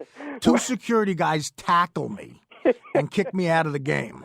All right? So now it's January, so I'm in a snowstorm outside the Brendan Byrne Arena. My buddies wouldn't leave. They stayed to watch the rest of the game. I'm out in the snowstorm for like 5 minutes. This guy comes out with a hot broad, and he goes, hey, you can't get in? I go, no. He goes, well, here, take my ticket stub. You could use mine to get in. I take his ticket stub. It's a front row seat. I get back in. I watch the rest of the game from the front row. My buddy's from the upper deck after I got kicked out. And that hot guy, Chico Resch. Yeah, but... Did they dare you to do that, or was that just like an impulse? You saw the ball and you just went for it? No, my buddy Kevin said, run out and take a shot. You got it, because it was just like bouncing up and down. And I said, you know what, I'm doing it. And I ran out, and dribbled it twice, turn around, fade away. Oh, I wish that would have went in. Thanks for the call, Rich. Appreciate it. So I didn't steal it from Albert King, but you know, Albert King, wasn't he like a jazz musician? Blues? he might have done that Wasn't on the he, side. Dave? Let's ask Dave. He knows plays that at the stuff. Village Underground every other Thursday. He used to play at Visiones. I was laughing because Dave comes in. Artie's telling the story, the basketball story. I look over at David. He opens a book. It's Stephanie Powers' memoir. Stephanie There's Powers. a stack of them outside. Get them while they're... let's see. Heart to Heart. Mm-hmm. Yeah, there is a bunch of books out there. Yes. Like we have a library outside for Is some that right? reason. I'm allergic to those things. Look at Some this. of the books are crazy. 800-546-7663. Stephanie Talking to the Powers. great Dave Attell. Stephanie Powers wrote a memoir. She got to be in her, 70s? She was hot. She's hot, yeah. She was the Michelle Bachman of her time. She's like that Michelle's hot. cute. I like yeah, Michelle. she is hot. You know? Are we on the air or Yeah, are we we're on the commercial? air. Okay. Yeah, we're on so the air. I'm going trying to find a place to smoke, and the cleaning lady, who I think should be a running, you should bring her in because we talked soccer. Like she knows the World Cup better than anybody. No, I've been hitting on her for the last She's 3 got nights. a son in Sao Paulo who has an amazing. Is that the same woman that when we come in? I think it's yeah. She's still here, the poor thing. She makes me. Is she Uncomfortable? She can't hear this, right? Well, no one can. She makes me uncomfortable. Yeah, when she squirts 409 cleaner in my eyes. She makes $4 a day, but she still has streaming X radio, whatever this is. Yeah, she doesn't look like she has a 4G. In her Prius It when she plays goes home. in the hallway sometimes. You go in the men's room. I4S. The commercials now I don't even understand. It's like I feel like I moved to Japan and joined an improv group. I have no idea what's going on. But yeah, the cleaning woman, she puts in some hard hours. She here. breaks my heart. You know, Yeah. she just hard work and That's you like know. really that's the hardest. I doing said that to her, kind "Why aren't you down on Wall Street protesting, you chooch?" She's had I a go, you're part of the 99%, aren't you? Get that brush away from me. She's had to let me in a couple times. I still haven't figured out my security Has pass. she really let you in? Yeah, she comes over with an That's aggravated... irony. You know, Stephanie Powers once said, if I can quote the great SP. Oh. But you're right. Her letting you in, huh? Yeah. That is irony. Wow. It's ridiculous. Unbelievable. But she is a sweetheart, and, you know, she's waiting for the elevator to go downstairs, you know. How do we know? She might be pulling like a Charlie Sheen in Wall Street. She's trying to get information when we leave. Yeah, exactly. Oh, Yeah, you the think so? paranoia is starting to ramp up. You think she's tweeting everything we're saying? You mean that wasn't just toilet bowl cleaner? That was some kind of... So, we were talking about the games coming up. You guys don't want to talk about that. That's cool. Did I lose we them? do. No, okay. Here we go. Here you go, Dave. All right, I'm going to be... The Bears are at Tampa Bay, and it's in London? What? No, it's not. The Bears are at Tampa Bay in London? Is that right, Aaron? Am I reading that right? London, England? No. London, Maine. Oh. They got a new... I'm playing the club up there. When's the last time you actually played the town instead of, like, I'm always playing these malls outside of towns or strip malls? Exactly. Or, like, you never see the city now. Yeah, like, it's weird. You Well, know? you know, But I'm horrible. glad because I'm old. I'm like, that's great. I can get right back in the hotel, you know? But but when I was younger, I was be like, you know, you can't go out here. Remember that one gig? Me and Nick did a gig once where our agent told us we were playing Cleveland, and we land in Cleveland, and then we get in a car driven by, like, the manager's son. It was like I an like that. 82 Fiat. Yeah. And he drives us an hour and a half outside of Cleveland. Right. And to the most... We're almost in Kentucky, you know? I think it was Lorain, Ohio. and That's it was, right. We played a movie theater. That's right. You ever get picked up by the college kid for the college gig, and they always have a CD in, and like I've learned that always to like that because that's probably his music. He's trying to play to you. That's right. Like, you know, it's like, what do you think of this? It's all right. It's kind of cheap. Oh. And then he gets all depressed for the rest of it. That was like him and his auto tunes, you know? His band. Yeah. Every time I get in there, they're Crush listening a to Dane Dream. Cook. And I go, pull over. And they're like, why? I said, pull over. Okay, so the games of the week. So How about getting picked up in Boston for a gig by the guy who owns This is the... hilarious. The guy David Tell wants to talk sports and Artie won't let him. No, I'm just saying, one time me and Bob Schimmel were doing a gig together up in Boston, and the guy who owned the club picked up... Me and Schimmel looked homeless, like on the side of the road, and the guy who owns the club picks us up in a brand new Bentley, and on the license plate it says comedy. We know who that was. So Here's another. It was great when they try and impress you, and then at the end of the week they go, don't cash that check right away. Give me three Thursdays from now. All right. I will say something like kookadoo over there. I'll text you. Get it in there right away, and then get out of town. I'm like, wow. Kookadoo. Yeah, some crazy code. But yeah, it's hard out there with the tickets and stuff. And I always feel like I'm up against a sporting event. Right. You know, like whether it's like the running of the Bulls. Yeah. Or like high school football in Texas. No, you're right. You know, it's like nobody will come if it's like football, high school football. Yeah, Snarky's in Pamplona is tough to play when the running the Bulls is going on. They always I'm an have international act. They're always trying to not to hurt your feelings if there's empty seats, and they go, "Well, it's a tough weekend," and then they say something. We have a pumpkin smashing contest. Really, that's who I'm trying to draw. There's a battle of the bands down at the the San Antonio Coliseum. Yeah, but we're in L.A. right now. The third placers from The Amazing Race will be in town. Lee Dweisel's coming to the mall, and now is that a sport now? The Amazing Race. I've never seen that show. Get Vince back on the line. This seems like it's Which race are they calling the Amazing Race on that show? The white race. What else? It's terrible. It's a great joke. That's so quick. That should be that up. That is Tee good. that up. I give that 3 Zig Heils. I give that 2 tea parties. Yeah, well, like I said, go down there and hear how they're talking about your people, the so-called leftists.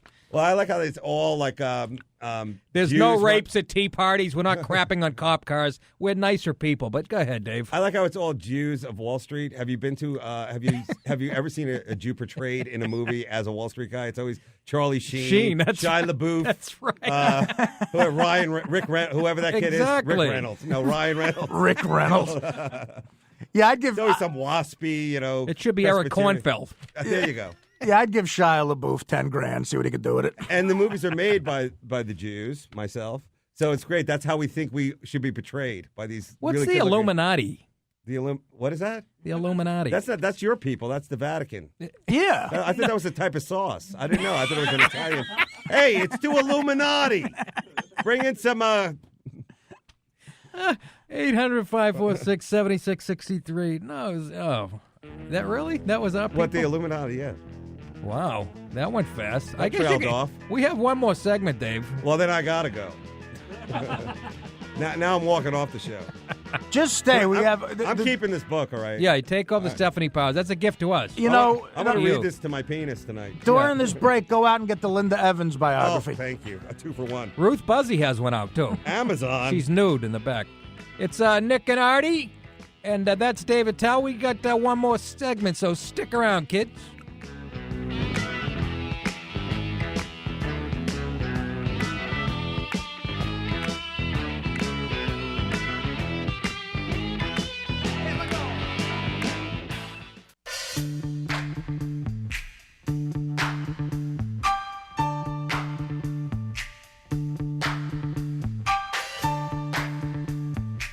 Nick and Artie. They're like the Sklar brothers, only funny. Oh, you hit. Welcome back to the final segment of the Nick and Artie Show. David Tell is still with us. God bless his soul. I will not leave. He went out. He went out and tried to light a cigarette, and the Polish maid sprayed Clorox on him. Is she Polish? You think? I don't know. Some type of Lithuanian. She did throw a broom like a shot put. There was definitely some dosing going on there. I guessed Polish. I'm not sure. I should ask her. Hey. Yeah, what's up, dude? I don't know. James of California. Illuminati verse. It's a verse from Tupac Shakur. Okay, let's go to James of California. You're going to straighten me out on the Illuminati. James, go ahead.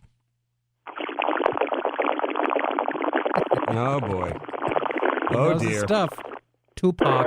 He's from California. Hey, what's up, Nick? What's up, Artie? I had to pull a Conrad in Windsor. This is Baroni. All right, Barney. Hey, how you guys doing? Good. Hurry up. We got limited time. I just wanted to say, Artie, man, I called you. I was going to bet the $1,000, and I lost $1,000 on the Carolina and Saints. I know. I'm sorry, man. Hey. I cost you $1,000. No problem. Ain't nothing but a chicken wing. Just wanted to say, Illuminati is some damn verse on a Tupac Shakur song. That's where it got famous because, Catholics, it's a Catholic thing. But you guys are doing a hell of a job. The show is awesome. Thank you, James. And, thank you. Artie, that was a hell of an appearance back on David Letterman. You're funny as hell. Hey, Tell, You're one funny dude, too. Have a nice Thanks, night, bro. brothers. Later, homies. That is, wow. That is the guy who runs our website. I think that should be the guy. That was presidential. He made us all feel better about ourselves. What was he working off a teleprompter? He was like shaking hands on his way into Air Force None. It was like reading. Good work, boys. He was like reading a press release from our publicist. I got bullet points for the final segment. All right, guys. Illuminati's Tupac Sure. You guys are doing a great job. That was a classic bong hit. Early. That was like a definite Harold and Kumar ringtone bong hit. Something else I haven't seen. I wouldn't know Harold Kumar from Ted and Alice. They're nice guys. Well, they show it the first week when you become a TSA agent. In the do's and don'ts. This is what you should be doing. Russell Peters, he plays to what, 400,000 people now?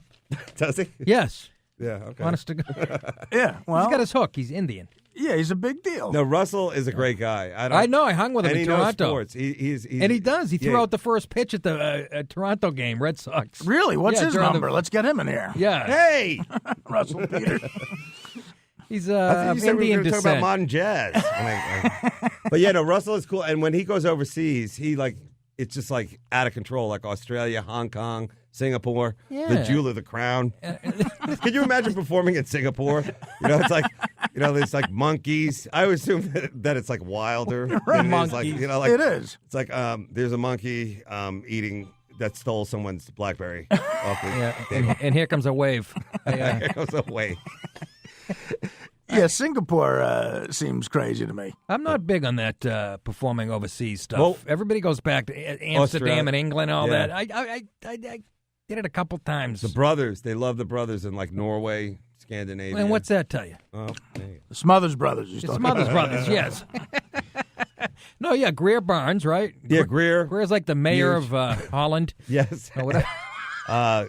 Godfrey and all the guys that go over there have a great Yeah. time. And, I guess because they're so white, you see people who are alive, full of energy. Yeah. But they all think they're Will Smith, so, it's hard. I was in Amsterdam once, and I went to the red light district and got a whore who gave me a tour of the place. I took her on the gondola with me. Wow. Did you really? And she really knew a lot about Amsterdam. Like, she pointed out the Rembrandt Museum.